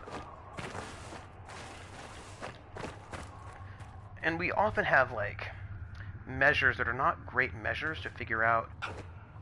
Like, BMI's not very good. You know? That's not a very good... Spider! Leave me alone! I was just trying to, like... Was a carny, all muscle, no fat. Is that a song by what's her face? What's her face? Come on, you know her face. What's her face? I'm all about the... you know, oh, I can't remember her name now. All about that bass, no treble. What's her face? I cannot remember her face. Well, okay, I can remember her face. I'm seeing her face right now, but I cannot remember her name. I can't remember her name. Dang it. BMI said Shaquille at his athletic height was obese. Yeah, no, BMI is not a good measure of things at all. I know. Megan Trainor. Megan Trainor, that's her name. That is her name. Megan Trainor. Yep. Yeah, no, I mean, BMI is, Krellin for the win, I'm all about that Krellin,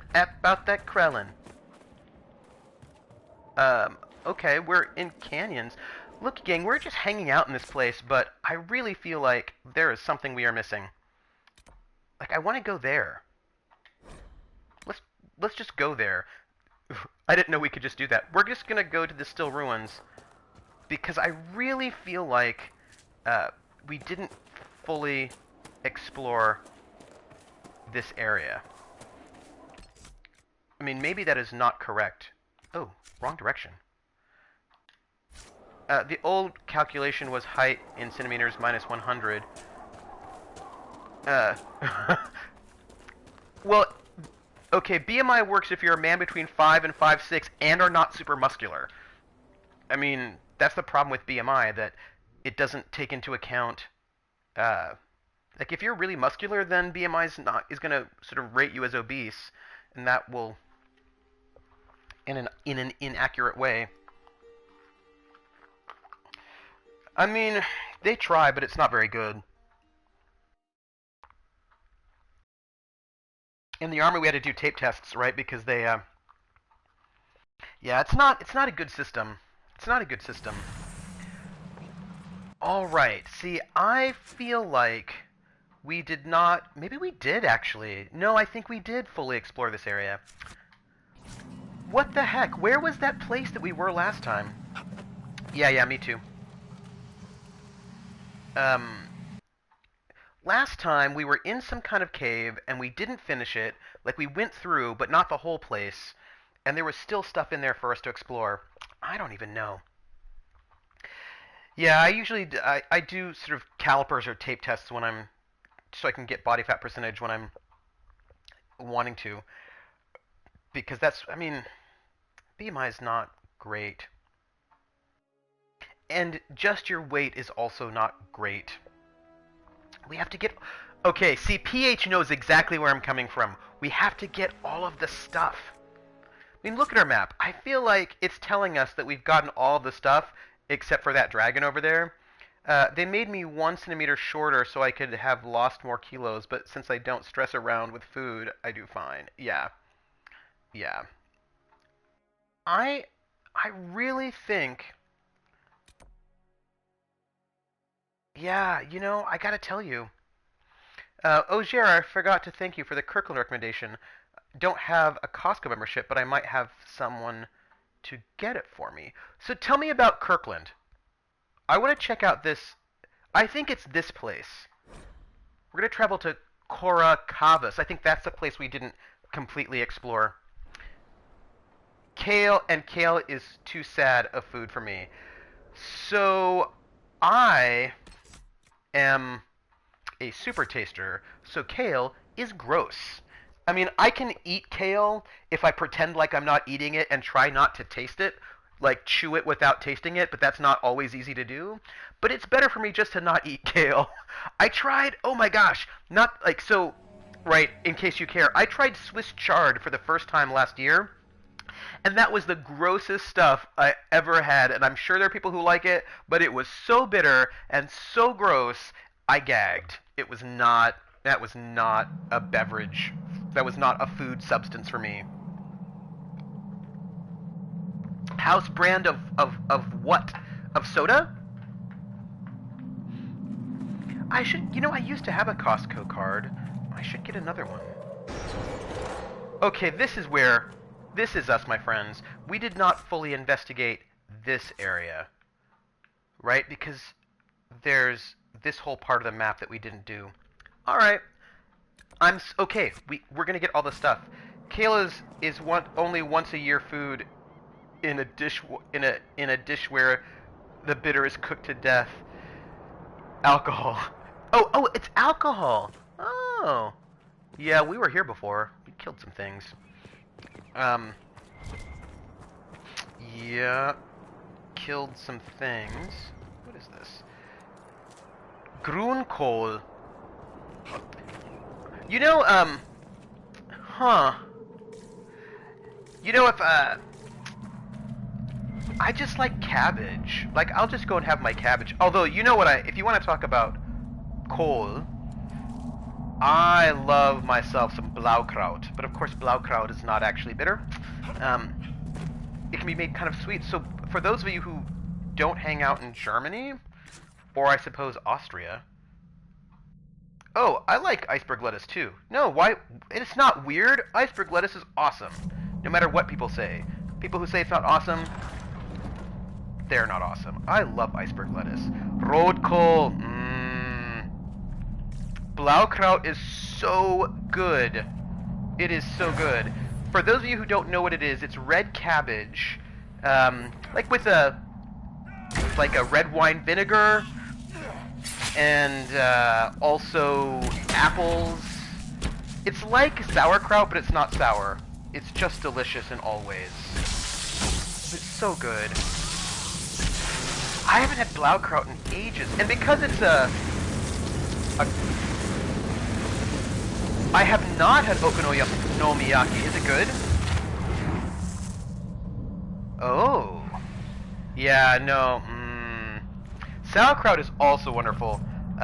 But you can get sauerkraut in the US. Blaukraut is something that is not so regularly consumed here. You have to sort of look for it specially. But it is so good.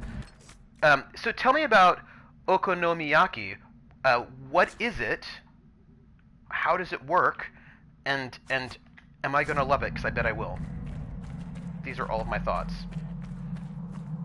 Tell me about it. It's excellent. Ooh, Japanese cabbage pancakes. Ooh, well that sounds good. Because you just said a whole bunch of things that I like. A whole bunch of words that sound delish. I am so excited, side note, that we're going to actually, because I know that you were like, what is he doing? Where is he going? I knew there was a place we hadn't fully explored, and we are going to fully explore it now. A decade ago, the internet tried to sell okonomiyaki as Japanese pizza, and that's terrible. Hey, here's a thing that I think is really interesting. So I have, I don't know if I've told you all this before, but I have a book, Feast of Thrones. It's a cookbook where these two women, one of whom was in the SCA and the other whom is a historical gastronomer,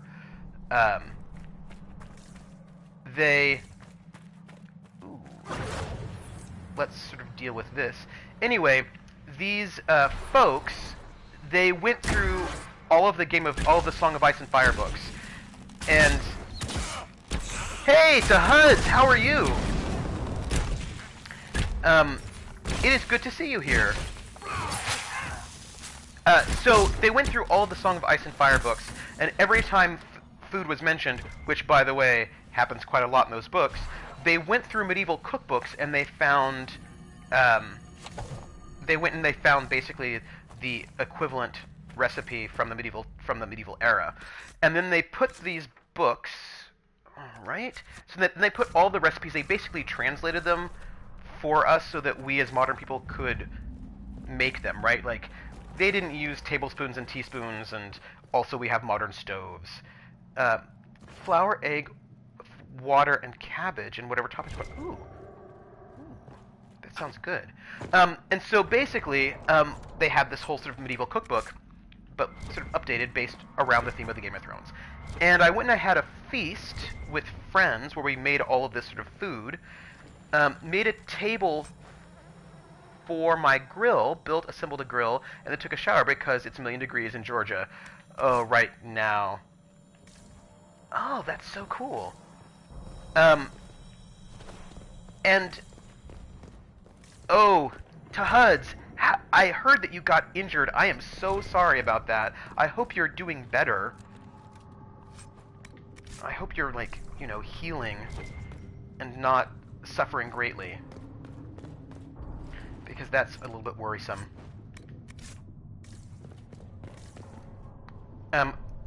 Fried stuff. What do we have here?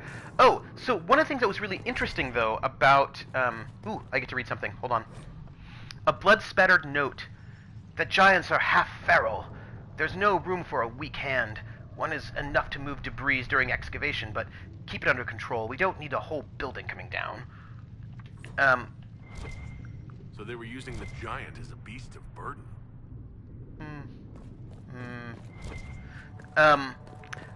Ooh, let's read this. The Secret Tongue of Slaves. Who's this being written by? Yeah, just be okay, Tahuds. We don't want you, like, we want you to stick around a lot longer. Despite widespread illiteracy, Tevinter's slaves have developed a series of small pictograms that they scrawl on walls or under furniture, hidden from their uncaring owners. Regional variations make deciphering them a unique challenge. In one city, the sight of a clenched fist means a murderous master. In another, the same symbol indicates a harsh slave owner, but not one with a fatal temper. The ruling class's general indifference to the moods and fears of their slaves make this pictorial argot an important method of communication. It is therefore all the more strange so many Tevinter comedies center around farcical misunderstandings of a sloppily written sigil, where witty slaves scramble to subvert blame in time to avoid beheading. Perhaps it comforts Tevinter's well-to-do to believe that their property is only this clever and human in fiction. From a lesson book by Besha of Ravane. Don't machine well stupid. Yaki meaning fried and okonomi meaning what you like. Oh! That's cool.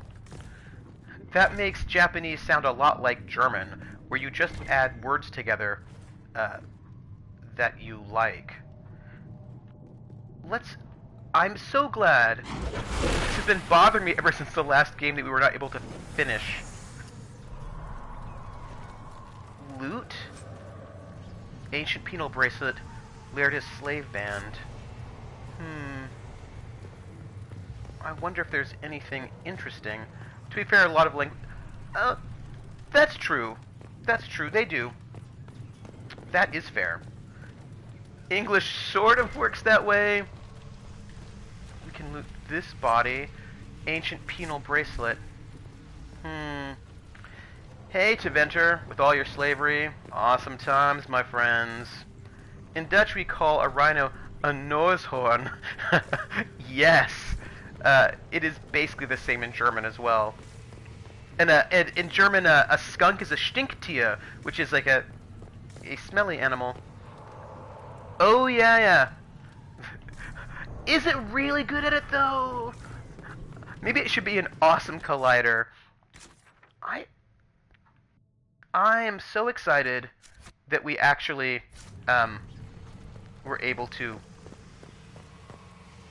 get through that whole space, because I would have been sad. And how do we get out? Oh, there we go. This way. North prisoner entrance. A super collider. And a cauliflower is a flower that's full of cauli. A mediocre collider. I want like a bad collider. I want a poor collider. I want those colliders that never do what they're supposed to do. You know. I think one of the things about English is that we often just take words from other languages. If we don't have a word for it, sometimes we'll combine, but sometimes we'll just take the other word and then not use it well. All right, so we've done basically everything. We just have to get to this cave.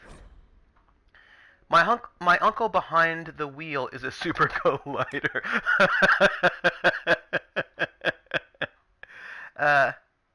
Yeah, no, actually, especially to HUDs, you're having a friend of yours teach you German this summer when she gets back from vacation. It turns out Yiddish is understandable to her. Kind? I imagine that the word we finished there is kinda? Inquisitor. Hello. What I wanted to tell you, actually, I think we're good with our potions. We are.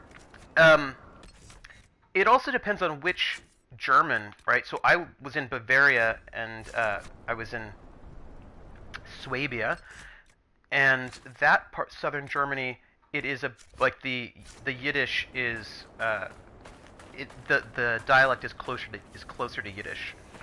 So a lot of Yiddish is very understandable to me. I'm walking the wrong way. Walking the wrong way. Sorry about that. Wrong way walking. I'm so sad. They brought back a group of music scholars, performers. All right, so hold on a second. This should be like right around here somewhere. Anyway, a group of music scholars, musicologists, performers, something along those lines.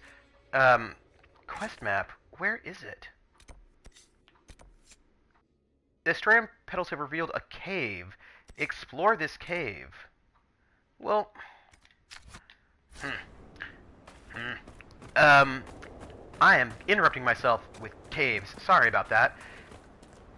Anyway, I was trying to say that they discovered they discovered a 1920s a 1920s Yiddish opera, Die Goldene Beine, and his family in Bayern want subtitles for the.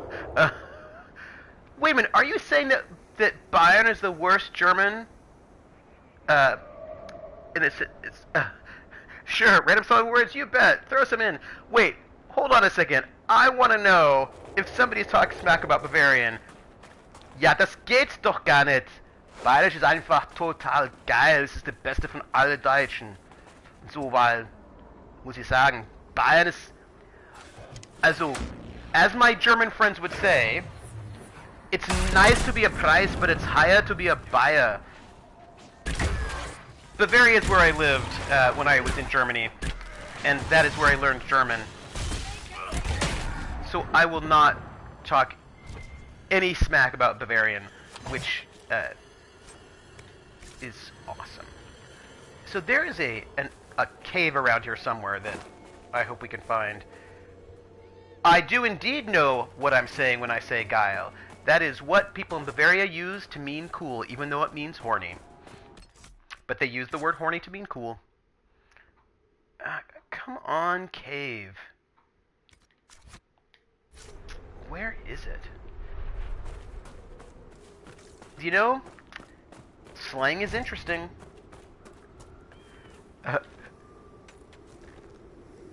I'm going to learn Frisian. Oh. Well, people think that Bavarians are rednecks as well. Randy, baby, Randy. But when somebody says it's total geil, they don't actually think you're meaning horny. They know that you're meaning that it's what we would in English say is cool. So there is a mysterious cave somewhere. Oh, maybe it's over here.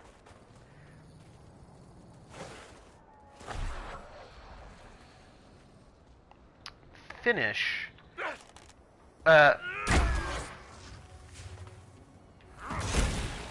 Oh. Guile also has a real meaning, but then you use it in a different context, right? If you're like, oh, das ist total geil, then people are like, people are not, but if you're like, ich bin total geil auf dir, that's, people, they made it into cool, nice. I mean, it still works as, here we go, it still works as horny, but, context. Just in the same way, dogs are weird, my puppy is cleaning out the ears of my other dog. It is two languages crammed together in inappropriate ways. Hey, inappropriate? Awesome. What was I going to tell you? I was going to say something. And now I forgot. I'm losing track of my mind. Oh yeah, it's like bad, right? Bad can mean cool, or it can mean bad. Or sick. Sick can mean cool, or it can mean ill.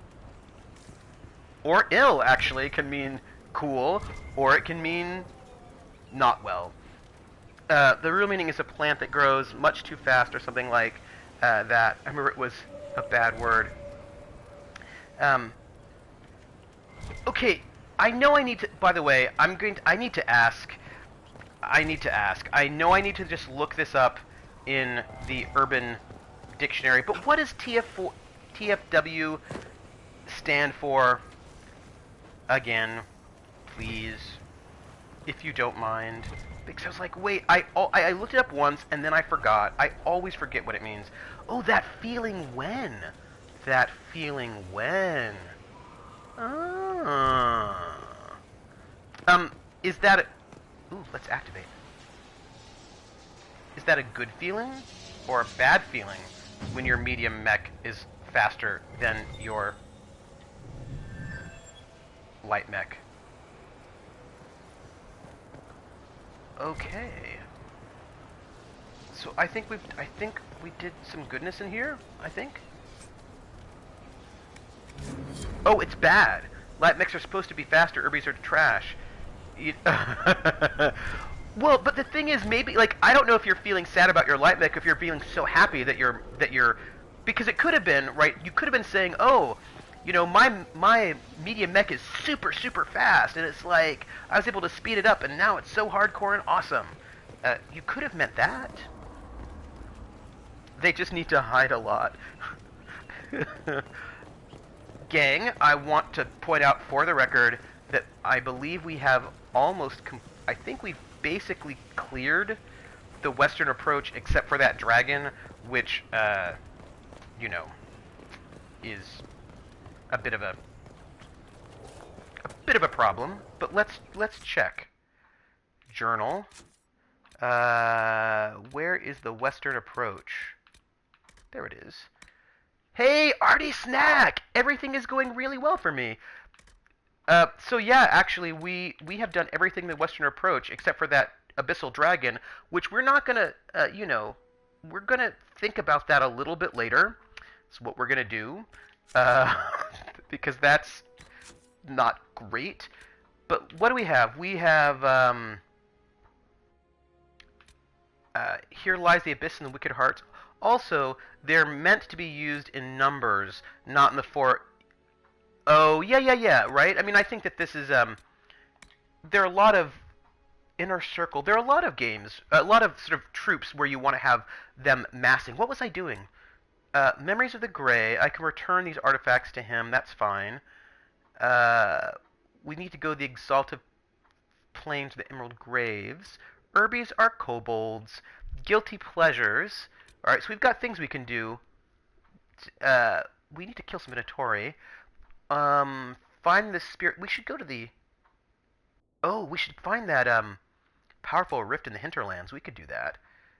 And... before the dawn. Alright, so here's what we're going to do. We're going to just head over to the hinterlands, because I know there's one thing for us to do there. Urbies are goblins. Goblins. Oh, the hinterlands.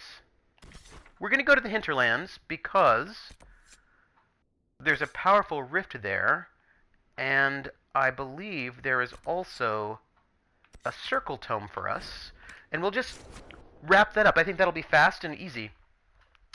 I was playing Stellaris, and it's all Artie Snack's fault, by the way, for the record, all his fault. And the starting unit that you have, are they Corvettes? 2,500. Oh, yeah. See, the thing is, I think if you can... Oh, I want you to know that I think there are things that I should do. All right, okay, I'm going to point out that there are things that I need to do with my life that are work-related, and I will do some of them when I get off of the game today. But then I'm going to try to clean my my office. That's right, Corvettes. And, like, if you have a lot of them, that, you know, it's not necessarily bad. But what I wanted to say was, I want to... Which way am I heading? I'm heading north. North.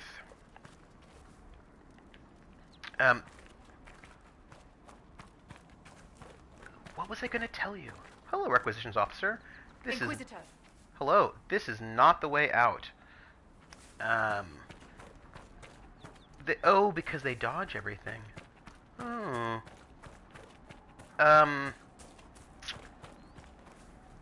Okay. Alright. So, then they introduced tracking on weapon sizes, so swap weapons are pretty good at shooting. Oh. Yes, thank you. Cleaning up my office. So there's a reason why I'm telling you about cleaning up my office. There is a reason. The reason why I want to clean up my office is because if I can clean up my office, then I can assemble this desk that I bought, and then I can put up my second monitor, and then I can get myself ready to do tabletop RPGs. I'm going to do a tester. I need to just walk the other way. I'm going to do a tester where I want to walk around this way. Yes, right? So this is what I have to figure out how to do. So get people on the... Like, I need to get people together just for a moment so I can figure out how to do the setup. Because... Seriously, folks? What is this? I volunteer as tribute. Because I'm going to have to get people to just sort of sit there for a moment, get onto the Roll20, and see how I can...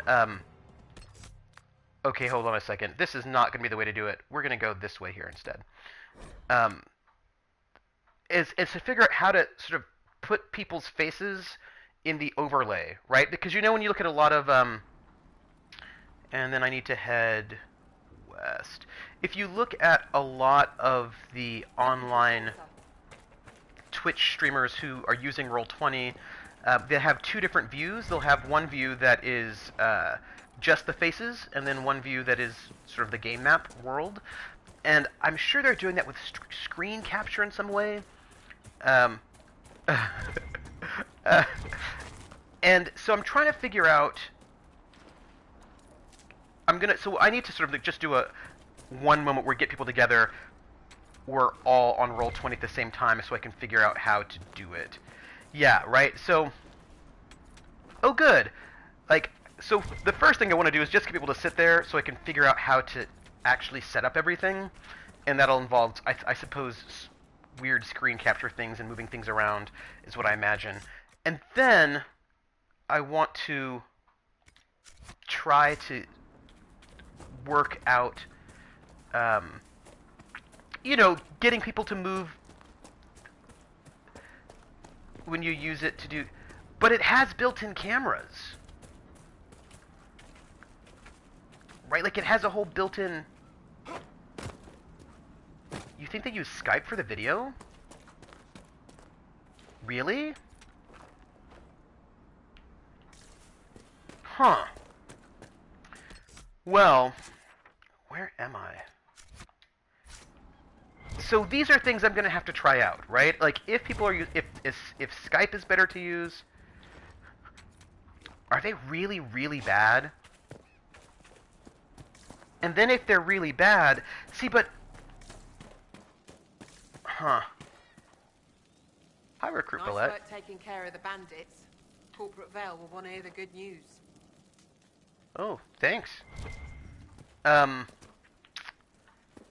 then the thing about Skype is that at least when I play I play Call of Cthulhu over Skype, and when I do, yeah, no, I want faces, right? That's the thing. I want faces. Have have a lower BV than Irby's. That's the thing. I want faces. I want. You remember when Lauren was playing Cyberpunk with that other group, and they had all of their faces all up at once, and here we go. This is where I want to be. This is what I want. I want all the faces up so we can see what we're doing. We can see the emotion of the people, and it's just more personal that way. So that is what I want. And how am I going to get... I want up there.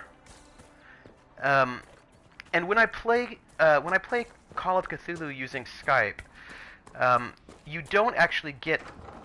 I don't think you get everybody. I mean, although sometimes Skype gives me trouble. Side note, Skype. I see you. Alright, there's going to be a way to get...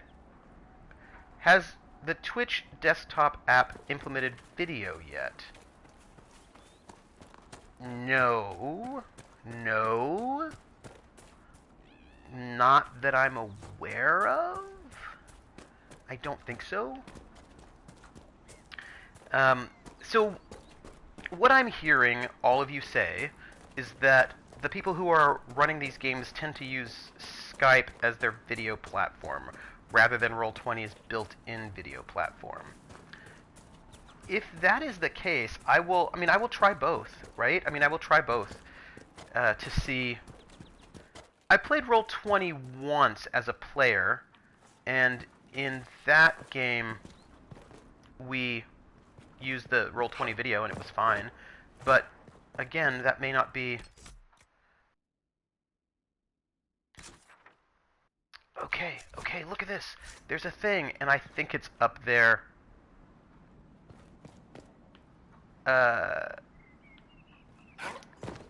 So your DM uses the Roll20 one. Here we go. Yeah, so this is one of the reasons why I need to just do a test session, right? I need to just go and test out like what works better. Does the Roll20 video, is it super trash and not even usable? If I'm going to use, and I've got a tome, if I'm going to use Skype, how do I sort of set it up so that it works well, right? I mean, this is so I need to just do one meetup where all we do is, by the way, we're being super productive. I'm very proud of us. And let's go right over there. Right. So like just one session where we don't even really play, we just sort of actually set up all of the... I just figure out how to set up all of the logistics. And then I'm thinking 2 or 3 sessions where it's just battle arenas, full on. We need to head west and a little north. Where it's just full on battle to sort of really get one of the more logistically difficult parts of any RPG sort of just settled. But I'm also thinking, wait a minute, you're being productive, I'm being productive. Wait, hold on, I think we're both being productive, right? I mean, if you're having a beer, I feel like that's productive, right? I mean, more or less. Bro love! Yeah. So yeah, I just want to get all that done and then do some arena combat, and I'm thinking that it will also be sort of a tutorial on GURPS combat as well for people who don't know it, because I think K-Level, is interested, and she doesn't know GURPS, and I think a bunch of people don't know GURPS, and that's totally fine. We should probably save. So it'll be a way of also sort of teaching the system, and it's going to use progressive character creation, where you start off with basically Kaylee. Oh, look, it's a bear. We're going to ignore Kaylee. It is a great name. It's a great name. And then, you know, just use progressive character creation, which you can do because GURPS is point-based. And I've got a... See, this is what I mean, right? So, like, I have a whole plan where... Now, let's see. How close are we where we need to be? Where we need to be is over there. And can we just get there from here? Or can we not get there from here? Let's see if we can. Yeah, so like the whole goal is, I think, to just do a nice sort of tutorial on the game system, tutorial on the combat system, do some progressive character creation, and I think it'll be fun, right? And I have I already have like and again, right? It's just all, and as far as I can do, it'll just be sort of gamist combat, no nothing. Although I've already sort of thought about narrative and something like that. But it'll be as gamist as I will do it, right? I mean, it'll be gamist, but well, that's not going to get us there, huh? Maybe we just need to go through that cave, and that will get us there. I don't know about that, though. I'm a little skeptical of that. But there's a rift somewhere. Oh, a long time ago. Yeah, I want to just sort of explore the... Really, using it for good miniatures combat, just to see how to work that out. And once I get that done, then I can decide... what I want to do, because here's the thing. It is the summer, which means I can add a Friday stream of RPG goodness. And once I figure out how to do combat right, then I think... oops. I don't know if this cave is the way to go, but it's what we're going to do. It's what we're going to do. Then, does this seem creepy to you at all?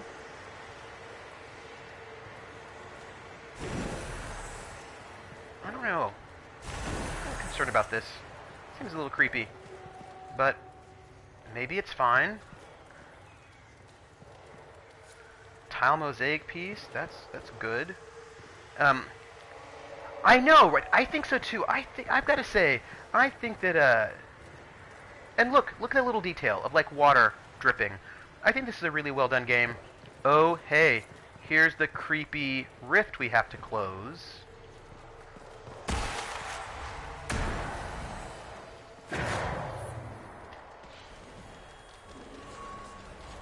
So let's do some... You know, I'm a little concerned about, yeah, no, but here's the thing. Kaylee, but here's the thing that's interesting. Kaylee said in a post that she, is interested in exploring combat more because she tends to not like it. And she thinks that she should think about that, right? That she wants to sort of think about the fact that she has a big anti-combat thing going on. And so I thought that this would be, right, like all combat all the time would be interesting for her, since she expressed interest in exploring that part. She said one of the things that she doesn't necessarily find that interesting about combat is she's not necessarily really good at it, in terms of she doesn't necessarily know the system very well. And I have always found, and this is just my personal opinion, I really like GURPS combat. I think it's really interesting. I think it gives you a lot of really interesting choices that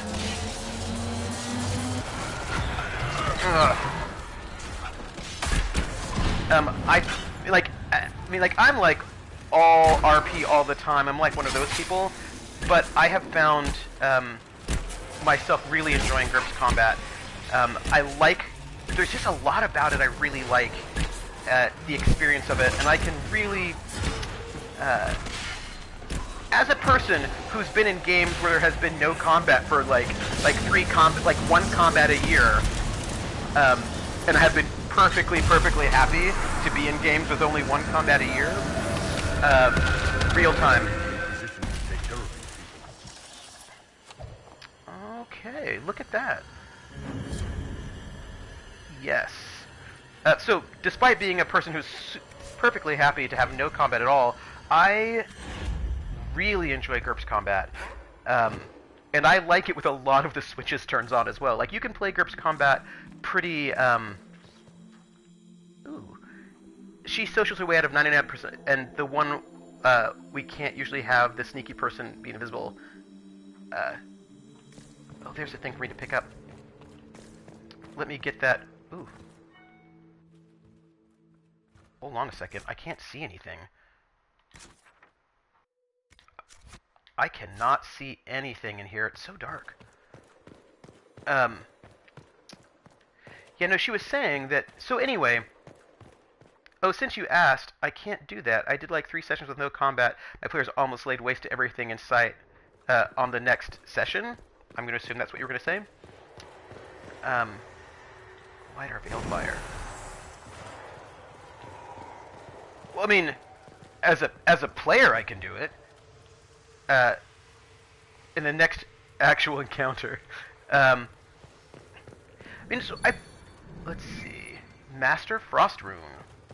We need to, like, get some frost things going on. I mean, it depends. It depends on your players. Like, some players want to have combat every session, and some players are okay without it. I will say that in that game where we had only one combat... I mean, okay, so let's... And when I said we had 3 combats in 3 years, some of those combats were also not even real combats. Just for the record. I mean... So, yeah, I'm RP all the time. Like, once my SRGM ended on a cliffhanger, meaning we couldn't RP during the week, and he almost died. You almost strangled him. I even have some decent role players. I think this is the first time some of them had more role play. Yeah. Well, the thing is, I think that all right. So we, my friends, have done that. I think we should go to Skyhold and turn in a bunch of quests. Let's go there. There's so many things I want to tell you all. This is so interesting. So the 3 combats we had. So this was a it was a near future game, sort of transhuman space. It wasn't cyberpunk because it's a different vibe. And we were all private detectives. It was a private detective agency. And there were, let's call them 3 combats-ish in the whole game. We played for 3 years, and the first combat was the first real combat. And I would say the only real combat we ever had in that game happened in the first couple of sessions. Ish. But there was a player who... First combat session was we were investigating. It was our first case, and a bunch of rich old folks in a secret society were being white-mailed. So we were in Montreal, which is a free city, and has pretty lax laws. And in Montreal, you're allowed to eat meat, like real flesh. It's not illegal, but it is illegal to eat actual animal meat in a lot of other countries, including like Canada, the US, and whatnot. And this is a secret society of like rich people, and they would have these banquets and have real animal flesh, and people would come to the society in Montreal to have the real meat. And some people got video footage of them at one of these banquets and then was whitemailing them, saying basically, if you don't donate huge amounts of money to charity, we're going to release this information. And so we had to try to figure out how people got in, how they got the footage, who was doing it to try to stop it.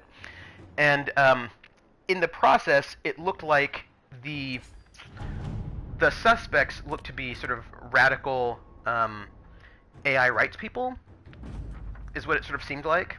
And we sent in one of our people to go and basically try to get the goods on one of these people. And our roads are safe. Haven't seen a Vargas in some time. Griffin wings will keep growing. That's great. So what happened was, he basically... Now, here's the thing you should know about this person, who is not my character.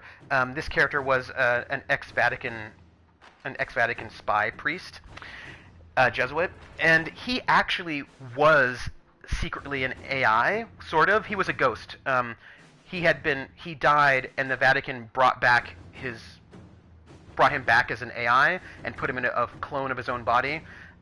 We didn't know that this was the case with him, and so he's going to go and seduce this woman. So he seduces her. He's in her apartment. She's asleep.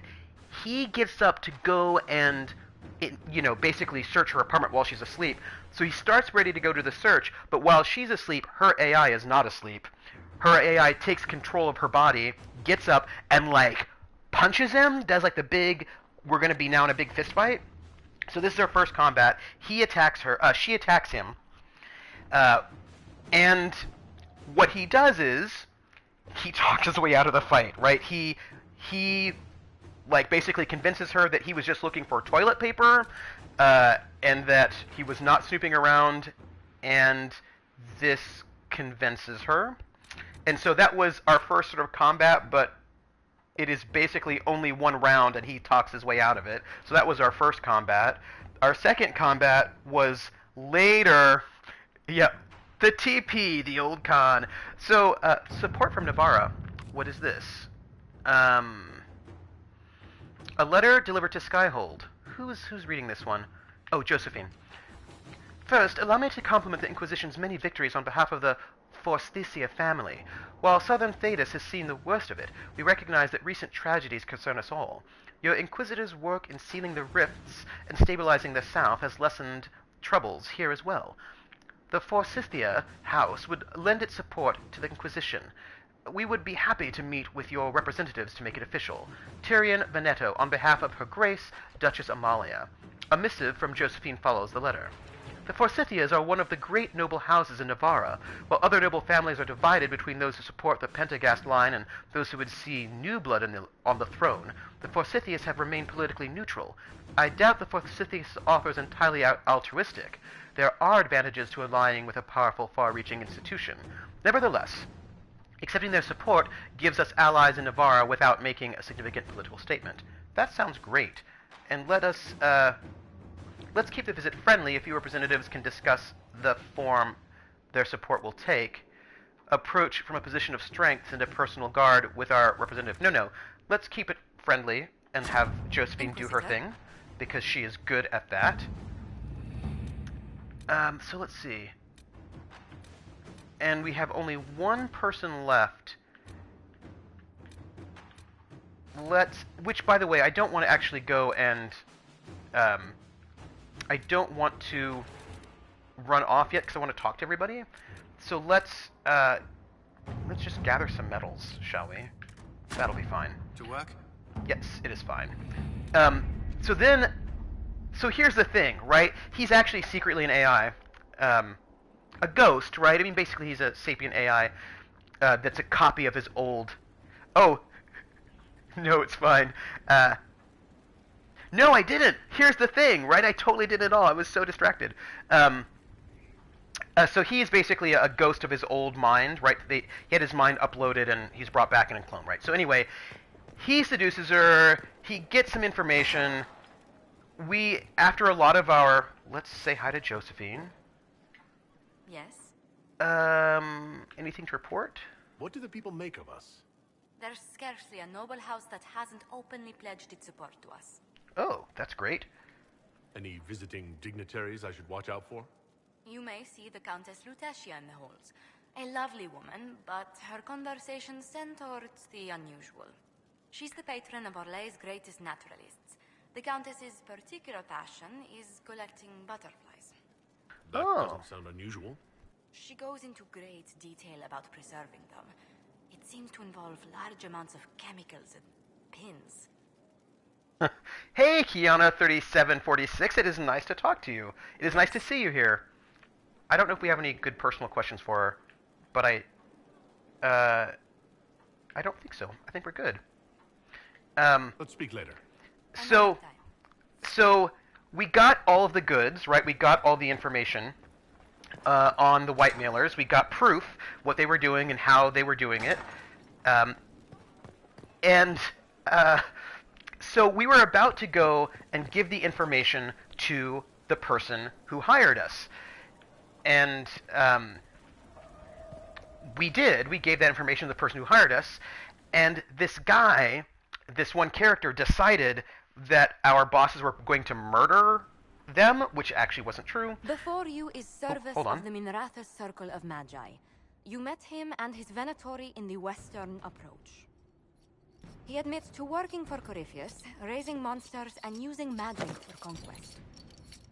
He also used his connections to smuggle magical artifacts out of the Approach, without his master's consent. Yeah, and that doesn't excuse him. Whether or not he's loyal to Corypheus has no bearing on his crimes. I was hired by a third party. I've no loyalty to him. Might you find that useful, Your Worship? I'm sorry, are you attempting to bargain with us? Bargain? I plead. I throw myself on your mercy. I also have friends in Tevinter who owe me large debts. Whatever. Leave what happened in the Approach behind us, Inquisitor, and I can put them all at your disposal. That's so interesting. An informant on probation, throw him in jail, give him back to Corypheus. We're going to throw him in jail. Because here's what, we're not going to give him back to Corypheus because Corypheus might use his body for weirdnesses, and we don't need that. We could use him as an informant on probation, but he murdered lots and lots of people, and I'm not interested in giving him probation. We're going to throw him in jail. People have died because of you. Letting you walk free would be an insult to their memory. Throw him in the prison. We may question him later. Imprisonment? For how long? Inquisitor! So, to tell you what happened, let's see, this is what I'm thinking, right? Let's see, let us go to, what's here? I don't even know what we're doing. We want to talk to all of the people. Oh, I know, we can talk to Vivienne. She's up here. That's fine. And also, it looks like we can take some books. Let's see. Yeah, she has nothing to say to me right now, because she is that way. But, we are going to talk to... here we go. Here's everybody. That's great. So, let me tell you what happened.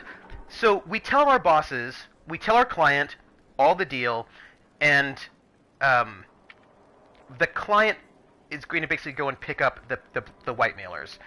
And this guy, the priest, decides... what I'm telling you about is a role-playing game that I was playing in that had only 3 combats in 3 years' worth of time. And the first one was when this guy tried to seduce this woman. She found out about it, and she tried to beat him up, and he was able to sort of talk his way out of it. And then the second combat we had in 3 years is when he decided to tell... Basically, he decided to tell the woman that the client was... what happened, and the client was coming after him. So he rushes to the train. So he tells her, so she's going to get on the train to try to escape. He's going with her. He's not going to leave with her, but he's, like, taking her to the train station. And then... basically, these bodyguards from our client show up at the train station, to try to go and talk to this woman. He pulls out his stun laser. There's a huge firefight in the train station, and then they all get captured by train security. And it turns out that our client wanted to hire the woman who was whitemailing the organization because she was clearly a really good hacker. They weren't going to kill her. Anyway, we ended up firing that player, and that character left the game, and the player made a new character. And those were our two big combats, and then the only other combat we had in that game was sometime later. We were all at a casino in Singapore on a mission, and the Triads recognized us because my character had been a police officer on Mars and had busted these Triads and freed a stun laser. It's an electro laser. It does basically electric shocks, right? Think about like a stick and shock, basically. And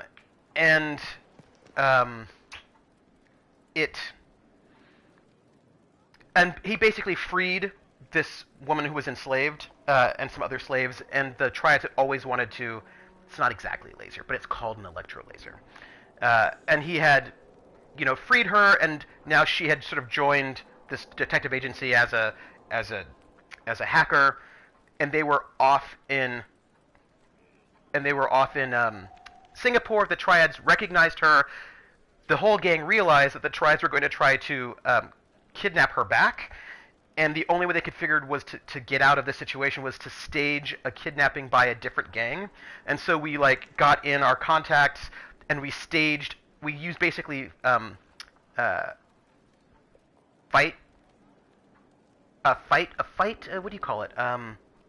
stage combat. We used stage combat when we faked a fight in this casino to make it look like we were being kidnapped by a rival gang so that they would leave us alone. But that wasn't even been made of you, Inquisitor. Here it is. Oh, how are your duties going? What is your evaluation of how we're doing? Adequate, based on the partial improvements to Skyhold. As you were. Yes, Inquisitor. So basically, that was a fake combat. Oh, let's turn stuff in if we have anything to turn in. And how you fired the character both as players and as characters. Oh, well, I mean, what happened was he betrayed the team. He told the person we were... I found an inappropriately shelved tome this morning, and I have to figure out how it got there. I hope the spy master doesn't have me flogged. Oh, librarians. So yeah, we found out that we found out that he did this because it was pretty obvious that he'd done this. It was not in any way subtle that he had betrayed the team. And there are also a couple other details that you should probably know. At this point in time in the game, there were 4 players. We ended up having 5 later. And of those 4, there was myself, who was the ex-cop, single father, widower. There was the hacker, who he had freed from slavery on Mars.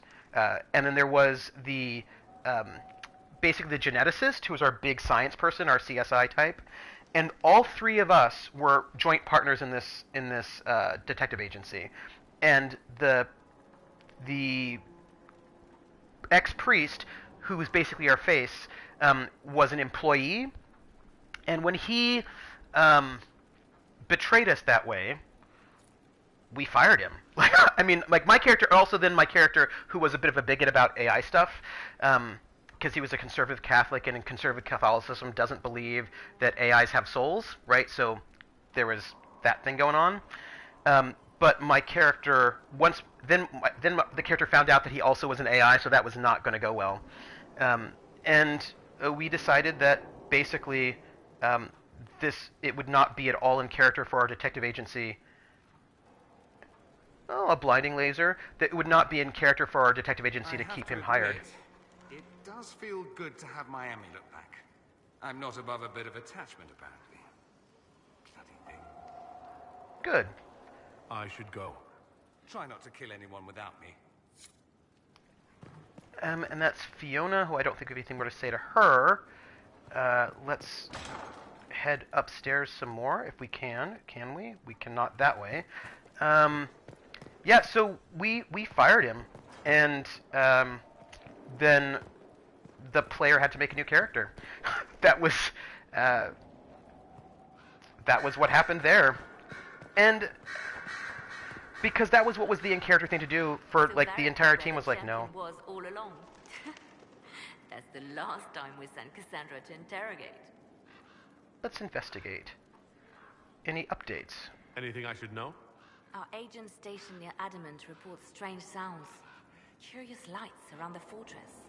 At least 2 scouts have gone missing. We must make our move, and quickly. Wait, say that again? Anything I should know? I've nothing to report at the moment.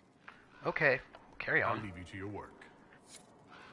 Yeah, so it just was not in character for us to continue working with this person after he betrayed us. Oh, what is this? Sadler. Baron Plucky. I don't care how many missions he's flown or how many lives his actions have saved. He's a holy terror. Nearly pecked out my eye the last time I tried to attach a message to him. All the dramatic flapping and squawking caused the sister to come over. You should have seen her look when she snaps the letter from me. If I had a weaker constitution, it might have killed me on the spot. I suppose she thought I was trying to murder her prized raven. And all she had to do was coo at him, and the Baron hopped on her shoulder, all sweetness, all nestled into her face. How does she do it? All the birds are like her. Is it blood magic? It's blood magic, isn't it? Maybe? So, oop, there we go. That's them.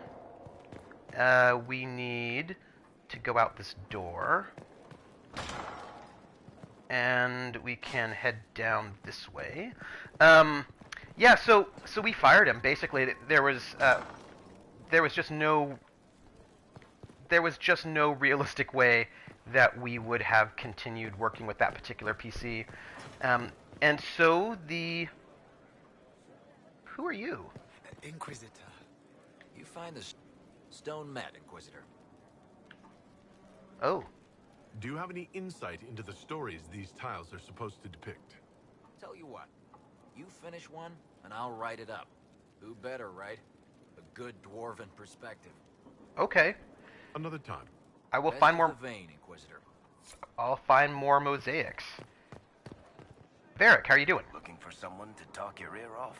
I think I can oblige. Question about Hawk, Corypheus. Let's discuss the Inquisition. I have a personal question. Tell me about Red Lyrium. Let's discuss the Inquisition. What are your thoughts on the Inquisition? If there's anybody out there who hasn't joined the Inquisition, they're hiding under a rock. Did you want to take over for Eldon? I think we might be able to conquer it just by looking east. Understood. Good to know. Well, to work then.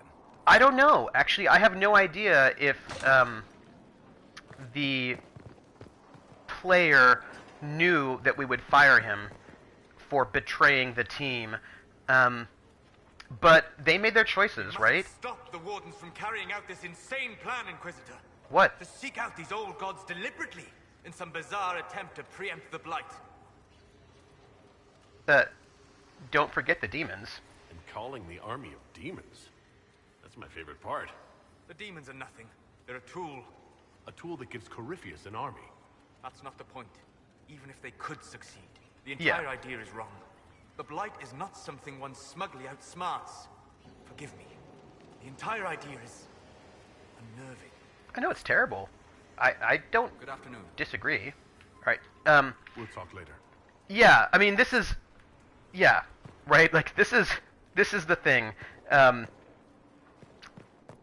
That was a choice to make, right? To make a choice to betray your employer in that way.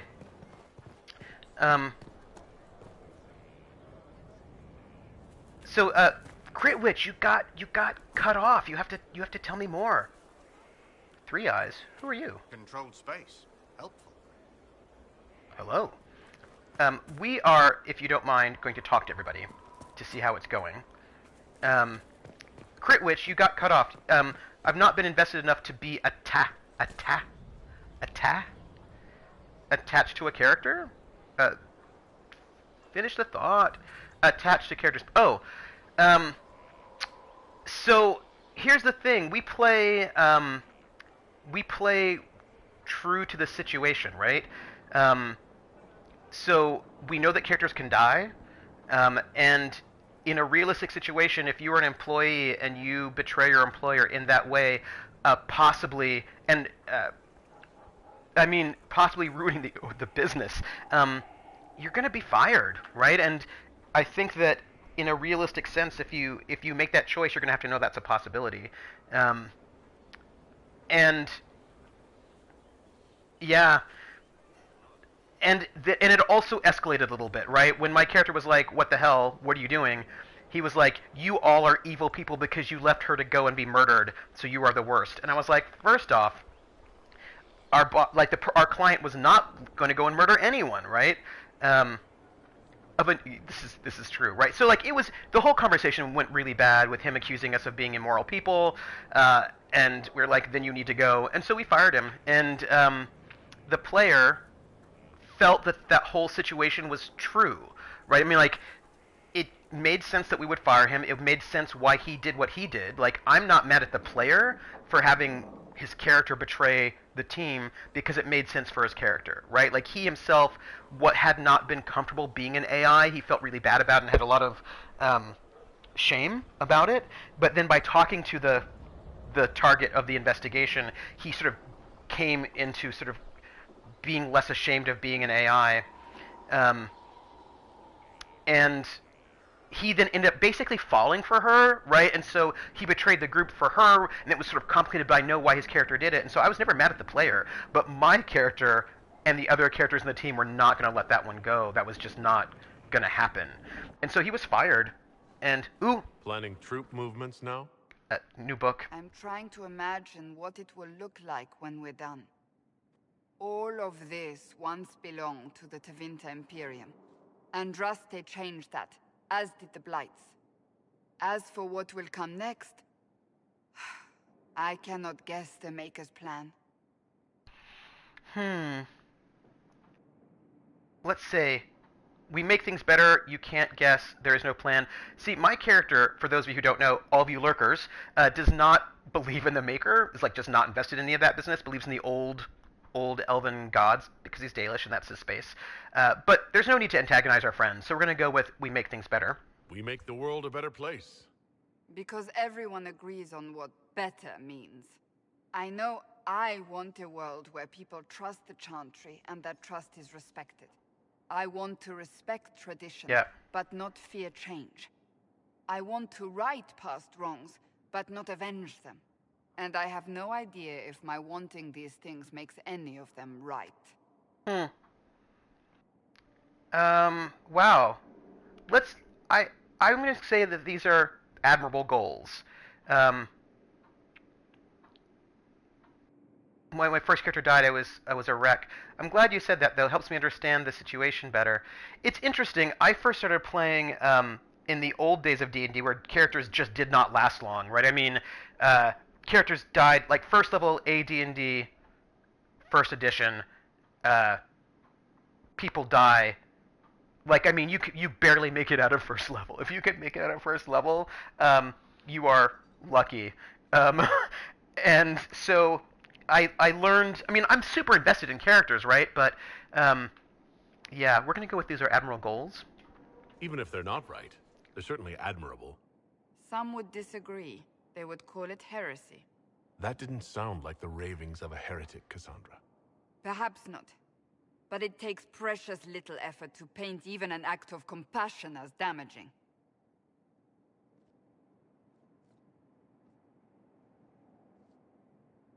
Tell me, what guides you?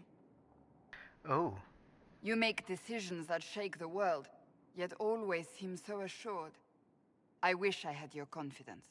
Oh, well, this is really interesting. What guides my character? We're not going with you got me with romance, because I've got my romance. You admire me, I obey my conscience, I make it up as I go, I do what must be done. Let's get more information, and let's ask that you admire me. You almost sound like you admire me. I absolutely do. I may not always agree with your decisions, but how many could do what you have done? You were a prisoner, accused and reviled, yet you've emerged from every trial victorious. The Maker's grace does not make you immortal. You live or die by your own hand. That is worthy of admiration. You know what? I need to play Dragon Age Inquisition a second time to romance Cassandra, but I'd have to be a different person. I'd have to be like a different figure in order to make that work. I obey my conscience, is what I would say. I'm guided by what my conscience tells me. Your conscience must speak more clearly than mine. I doubt it, but I do my best. When we first met, if someone told me I would be pleased to have you lead me, I would have throttled them. But I am. The Maker chose well. See, my character actually believes the Maker didn't choose me, but there's, again, no need to antagonize people. I'm going to say I hope we're friends. I hope we can call each other friends. I hope so too. We still have a long road to travel, Inquisitor. Wherever it takes us, I'm glad you're here. Aw, but I still have to give her the book. That was really nice. That was really nice. I appreciate some good personal time with friends. You are not a blood mage. So, but the thing I wanted to tell you, though, is that, right, I think it's about just sort of being true to the situation. And so, I mean, he was just fired. That was just the case of it. And then he made a new character who was basically sort of a James Bond type, and he became a member, he became our new employee, and that character lasted the entire game. And then we added a fifth character who was a forensic accountant. And then we had a forensic accountant, a CSI, a face spy, an ex-cop bruiser, and a hacker. We had everything we needed to solve all of the cases. But what's interesting is even though we didn't have any combat, we had a lot of tense moments and a lot of action, if that makes any sense. I mean, it wasn't combat action, but there was a lot of trying to find information before it was too late, a lot of sneaking, a lot of there was a lot of exciting drama that did not involve punching people. What have you done now? I get it, Seeker. You're still sore after our spat. I'm not a child, Varric. Do not suggest I am without reason. A peace offering. The next chapter of Swords and Shields. I hear you're a fan. Oh. Yay. This is your doing. It is. It's my doing. I hope you'd like it, is what I would say. I was hoping you'd be happy about it. Well, if you're not interested, you're not interested. Still needs editing anyhow. Wait! You're probably wondering what happens to the Knight Captain after the last chapter. Nothing should happen to her. She was falsely accused. Well, it turns out the guardsman... Don't tell me! This is the part where you thank the Inquisitor. I don't normally give sneak peeks, after all.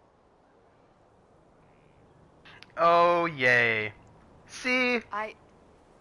Thank you. Yay.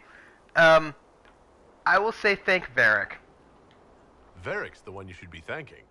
I am but a humble servant to my loyal readers.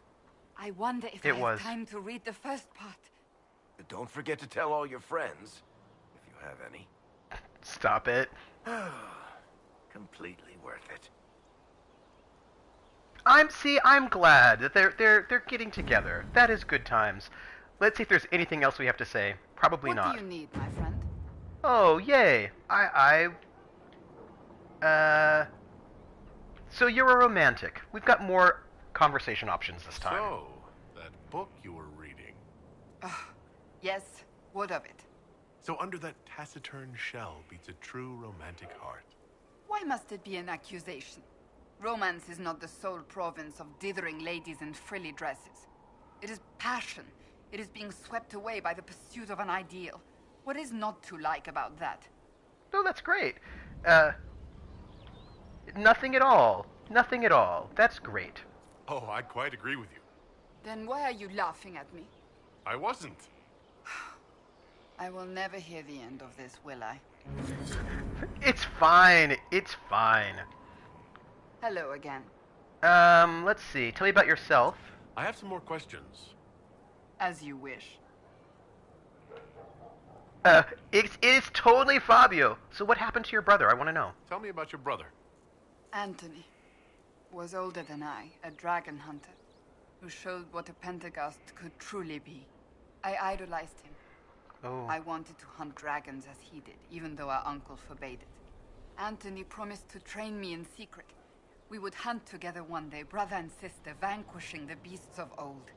And then he died on me.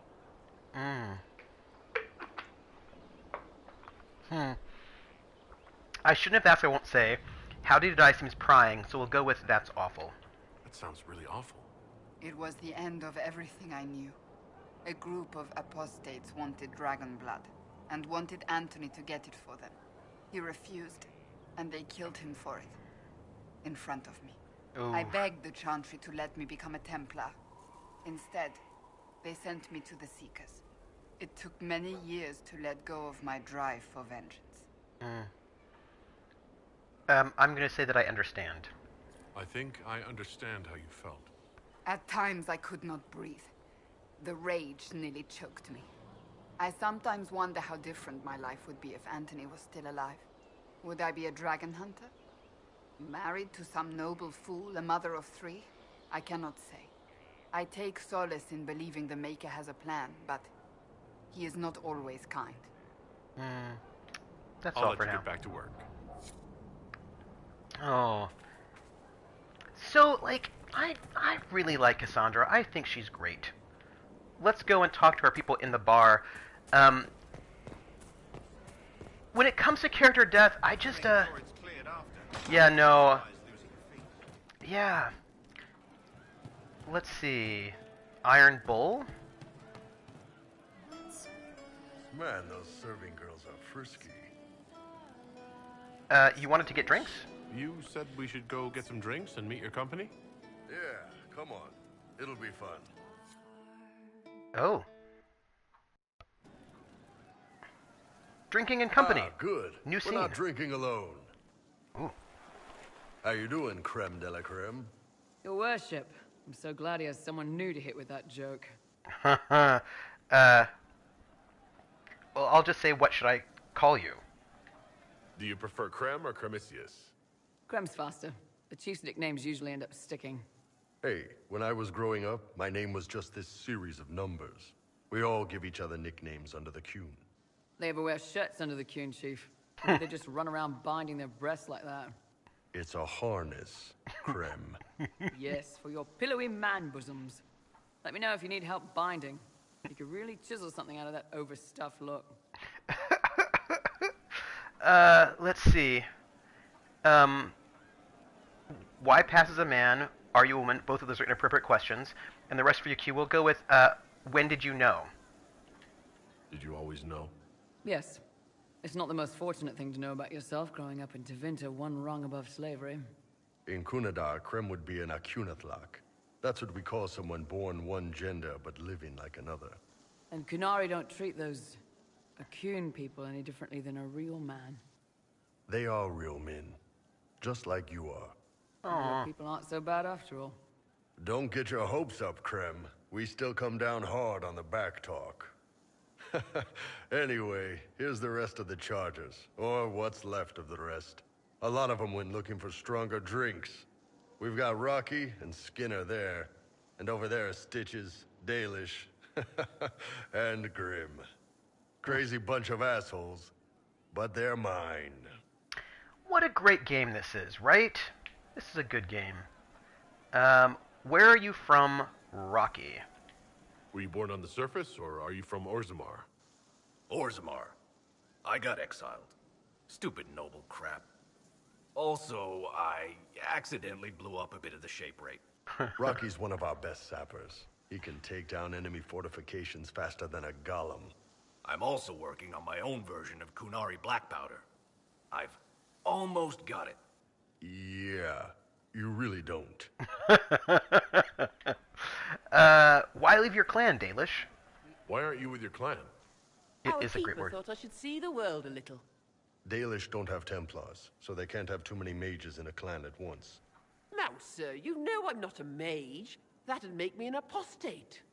You carry a staff, Dalish. It's a bow. A bow with a giant glowing crystal at the tip. Yes, it's for aiming. Old elven trick you wouldn't understand. I really love these chargers. Are you a healer, Stitches? I take it you're the company healer. Yes, first time I ever picked up a sword was when the Blight hit Ferelden. Never put it back down. He makes a potion that'll put you right back on your feet after even the toughest fight. It tastes terrible, though.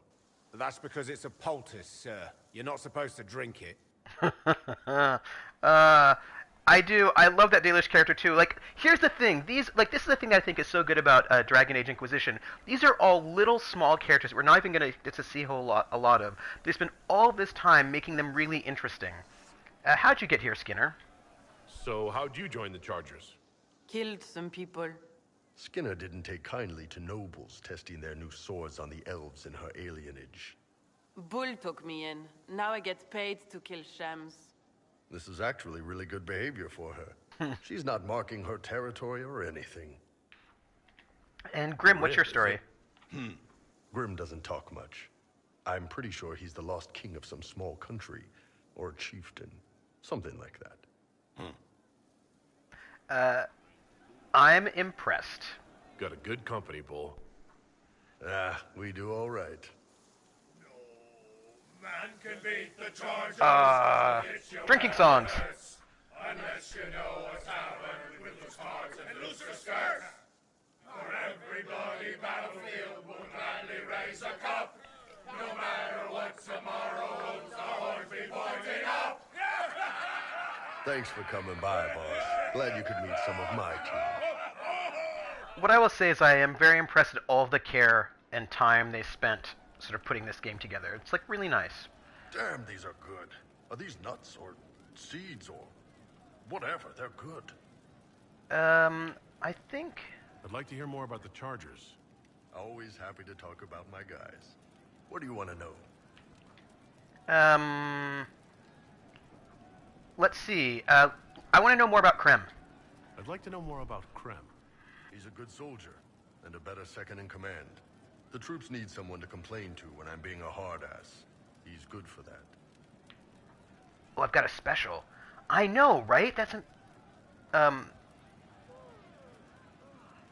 But you hate Teventer.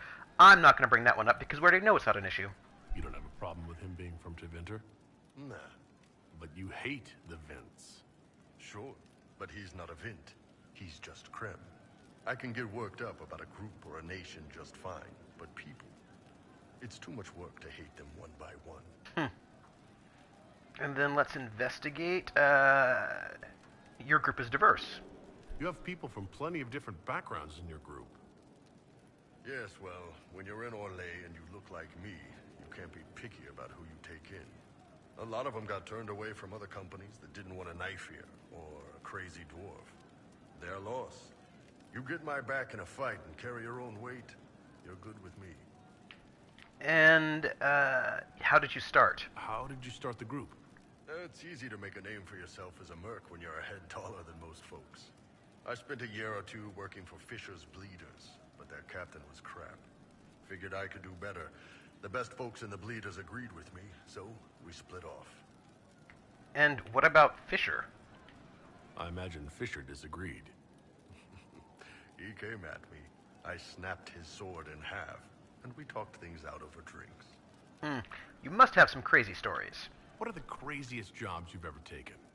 Besides this one, there's a lot of violence between the nobles here, but that's standard work. The fun stuff is when they party. They always want to impress each other, and that means getting something shiny. We've hunted wyverns, fought through caves to find some old magical crap. Even went giant baiting once. Giant baiting? What's giant baiting? So this old guy, Comte Van Chess, has some kind of a pageant planned.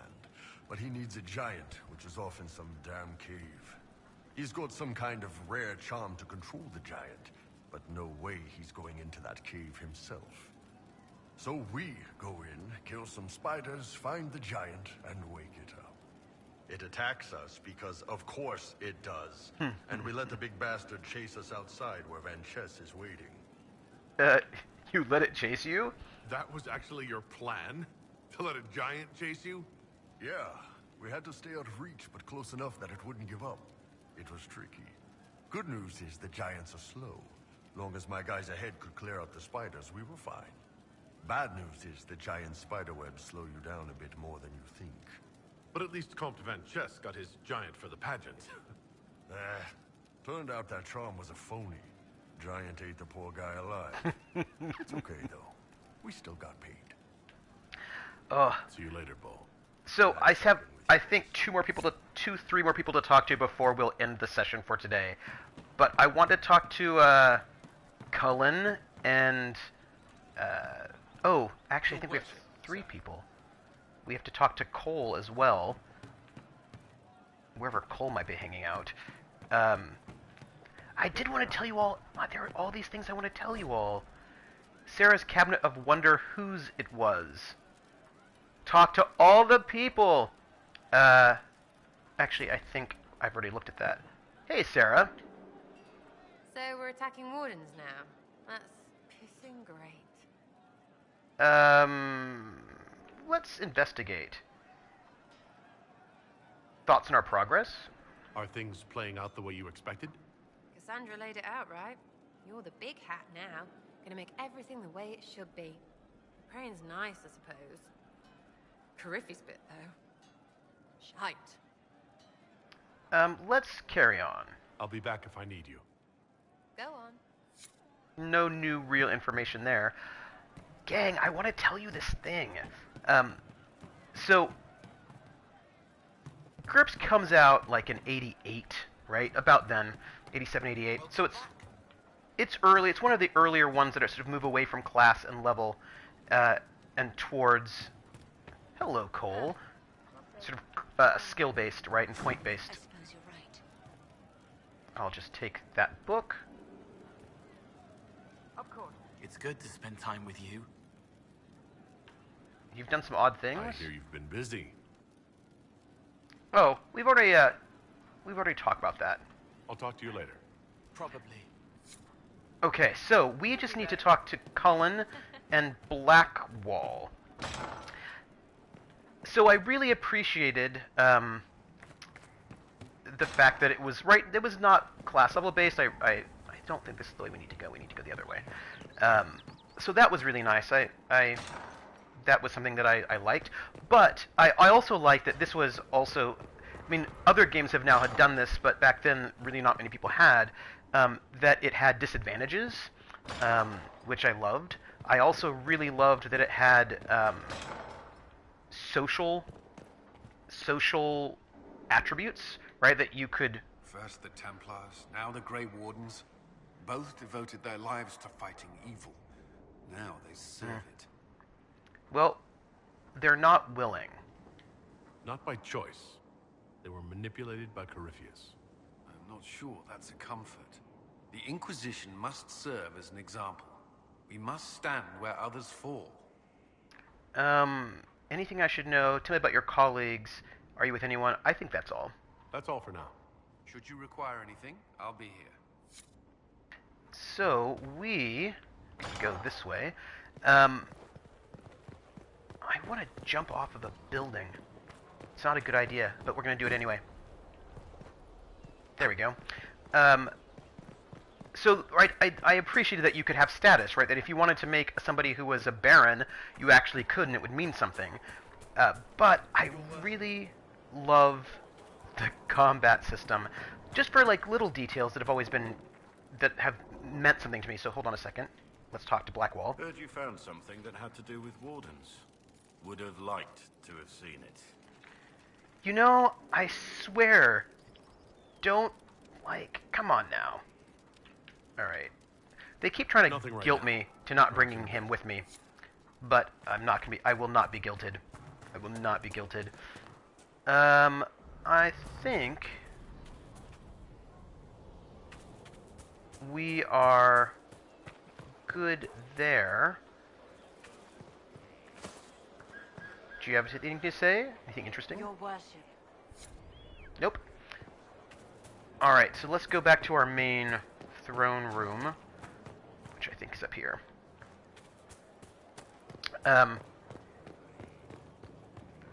Oh, the little one-off I want to do is only combat, right? I just want to do just arena combat, only combat, just basically all combat, no RP. Just some, just run through some combats, basically, so I can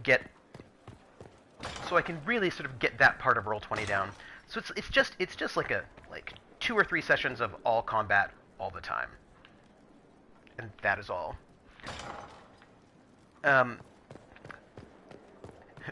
Oh, and you should yell at the enemy, and people should have motivation, right? So, and there will be like a reason, like I'll talk to you about how you got there. It's like there's gonna be some secret RP because that is my life. You know, like even when I go full on just for real. So I was playing in a GURPS arena that was all arena, no RP, and I still RP'd the whole thing. I was like, okay, who's my character, why I'm in the arena, and then how can this affect what kind of combat choices I will make. Because we're just getting some, I think actually... Go murder! But see, no, actually, my motivation was that I wanted to get fame and money in the arena. So I wanted, basically, my character was from. This was set in the Earth world, which is Earth YRTH, which is the world of Banestorm, which is a GURPS fantasy setting, and there's sort of like a Renaissance sort of France-y sort of place that are basically sort of under the control of this sort of big empire. And so my character wanted to get allies, fame, and money so they could then try to sort of, you know, start a revolution and free their country. So I had a motivation, because of course I did, because that is how I am. Let us, I think we're good, so we will just grab some herbs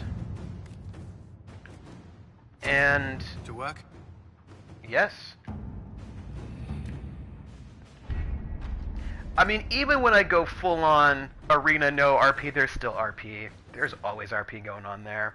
It's there. Oh, but what I wanted to tell you before we go, because we're getting in that space where we're going to go, is that one of the things I love about GURPS combat, there are a couple of things. One, I like that it's I love that the dice rolling has a bell curve probability, so that things are a little bit less swingy. And I know that, like, there are more die rolls than D&D in certain ways, right? So in D&D, you roll your D20 and to see if you hit or not. And if you hit, you roll damage. If you don't, you miss, right? That's just how it is. Oh yeah, there's the you can get the GURPS Lite for free from Warehouse 23. We all want to change the world, but in let me save. But in GURPS, there's one extra roll. So you, as the attacker, you roll your attack roll. If you hit, then the defender gets to make a defense roll, right? So it's not just I attack, I hit, or I don't hit. It's I attack, I roll well enough to hit, and then do you, as the defender, do you get to defend? And as a defender, you can dodge, you can block, you can parry. So there's a defense roll, and I really like that. And you know, you can retreat as part of your defense once. You can, and then because there's this sort of balance between attacking and defense, you can all-out attack, which means you have no defenses at all, or you can all-out defense, which means you have no attacks, and those are the two extremes. And then there's basically a range of options. No, it doesn't. So normally you have, if you're doing a regular attack, you also have your defenses. That's always an option for you.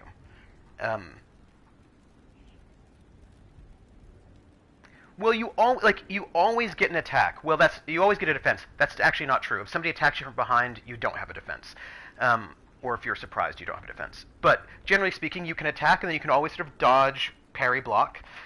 Or you can do an all-out attack, which means you get a bonus to hit or a bonus to damage, or you get 2 attacks, but then you get no defenses. Or you do an all-out defense, where you get 2 defenses, or a bonus to your defense, but you get no attacks. And then there's committed attack, which gives you a smaller bonus to attack, but a little bit of a minus to your defense or damage. And then you've got like a defensive attack where you get a bonus to your defense, but you get a little minus to your attack. So like you get to sort of work with those resources, your attack and your defense. Unlike, this is difference between GURPS and D&D, and also actually Shadowrun.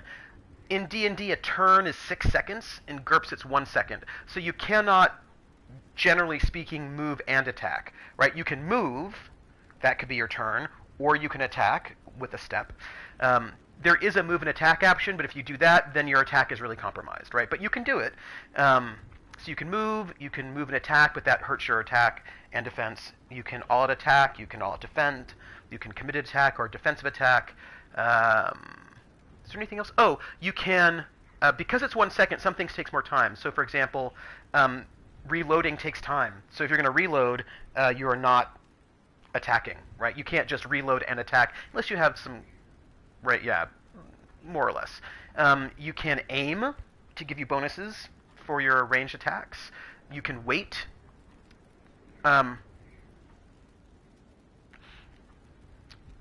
Yeah, you just have to sort of think that you get to. I mean, you just get to do less in 1 turn than you can in D&D. I mean, for heaven's sakes, in Shadowrun you get like 3 attacks per turn, and this is just really 2 or 3 actions in a turn. But this is really sort of slowing, like just more. It's more granular. But one of the things I love about GURPS, and then we're going to go really soon, is that you also have called shots. I don't know if it makes it faster. It makes it different. There are other things about GURPS that can make combat faster, and that is that it can get kind of deadly depending on what switches you use. You can use sort of deadly switches or less deadly switches. So, for example, if you get hit, there is shock. So, if you take 3 points of damage, you're at -3 to your attacks next turn, because it wears off after 1 second. But like getting hit will give you a shock. So maybe after getting hit, you might want to, evaluate or maybe all out defend. There are things you might want to do at that space. Also, in GURPS, you don't have increasing hit points, right? Like D&D, you end up having like 100 hit points. That is not necessarily the case in GURPS. Your hit points are going to be like 10 or 11 or 12. And if you lose half your hit points in one go, you might be stunned, which is no good for you. Also, if you have less than, like, 1/3 your hit points left, then all of a sudden your move and your dodge is halved and you're not doing well. The minute you get to 0, you start rolling to fall unconscious. If you get to minus your health, then you have to start rolling to avoid death. But one thing I've always loved about GURPS, I think this is great, some people may not love it, but I love it, is that you can do called shots in GURPS. So you can aim for somebody's leg, you can aim for somebody's arm or hand, foot, their head, their eye, their vitals, and that actually does something. It means something, right? So if you could actually cripple somebody's leg. I had a character in a swashbuckling game once who was in a combat in an alley with some thugs, and somebody had a club and smacked him in the leg real hard and crippled his leg, and that took him a while to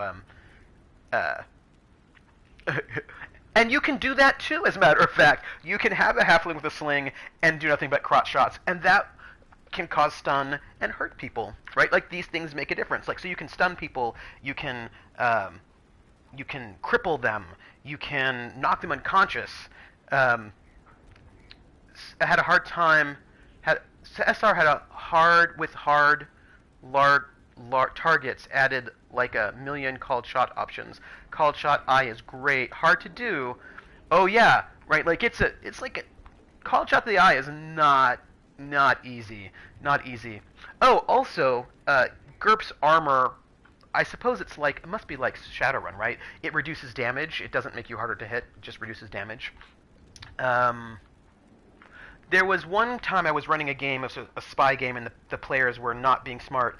They had no body armor, they had no weapons, and they walked into an ambush that was an obvious ambush, but they walked in anyway, and they walked into this small sort of bungalow out in the middle of nowhere, and they were told to sit in this room, and the guy was going to go to the bedroom to get the person they were there to talk to, who wasn't even there.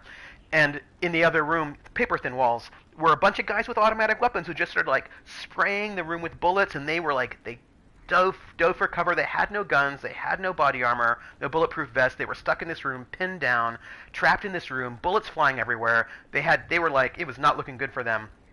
And, yeah, no, it doesn't work that way no, it is not how it works in GURPS. In GURPS, your armor has a damage rating, a damage resistance, right? So something like leather might be, it's a fixed amount.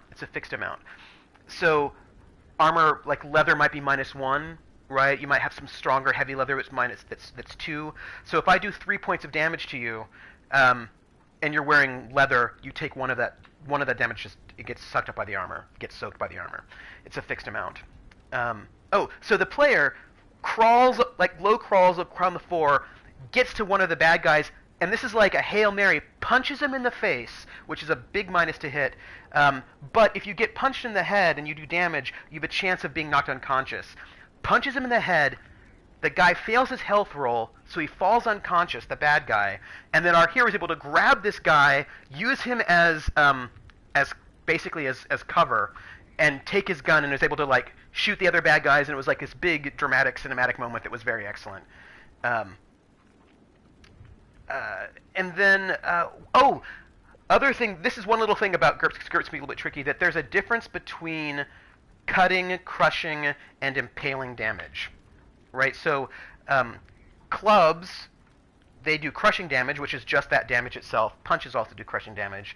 Swing damage is 1/2 again, 50% more damage of what you roll, and impaling damage does double, right? So if you impale someone, it's going to do more damage. It's usually the rolls are lower, but what gets through does more damage to you. Oh, Colin's ready to report in. Anyway, I love it. I think it gives you a lot of really interesting tactical options. You can actually. One, you can, if somebody's wearing only like a chest plate and they're not wearing any armor on their arms, well, then you can just hit their arms. But also you can target chinks in the armor as well. So if somebody's like super heavily fortified, and usually they don't have armor on their eyes, just like go for their eyes, or you go for the chinks in the armor. So there are certainly ways to do that. Like it's all in there. I love it. And like, and I'm saying this as a person that's like super RP-ish, but I really quite like that. You know, you might end up not dying, but being messed up for a while. All right, my friends, we've been talking a little bit too long. I'm gonna go because I have got to eat some lunch. Yeah, no, it's actually, I just think the combat's really fun. So I'm excited to just run some arena combat to figure out how well to do this on Roll20 and think about the difference between Skype and the Roll20 thing. So I think it'll be really good. It does. GURPS does let you do anything. This is actually true. You wanna like how you wanna do it, you can do it. They even have, this is a thing I will tell you before I go. They have these different advantages and switches on the game, so you can make the game very gritty and harsh or more cinematic. You can do all sorts of things with it, and there is a switch which you can put on in your game. I almost never do because I don't play this way, called Bulletproof Nudity.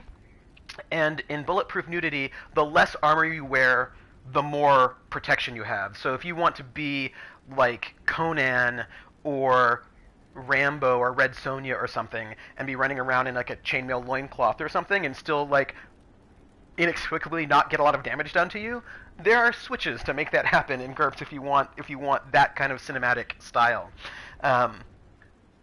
In my superhero game, I have a super jumping hero who has super strength only when not touching the ground. Oh, that's cool, PH. See, like, I love it. All right, gang. So here's what's what.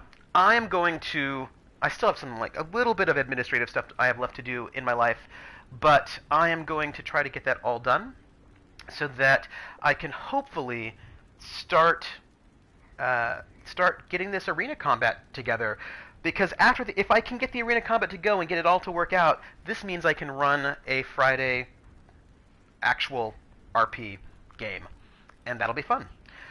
Okay, I will have fun with work. I'm going to have some cottage cheese and mandarin oranges and almonds, and then I'm going to do some work. Burn it down. I'm going to burn down all of the administrative stuff. It'll be great. Thanks for coming, everybody. All the battle buddies are great.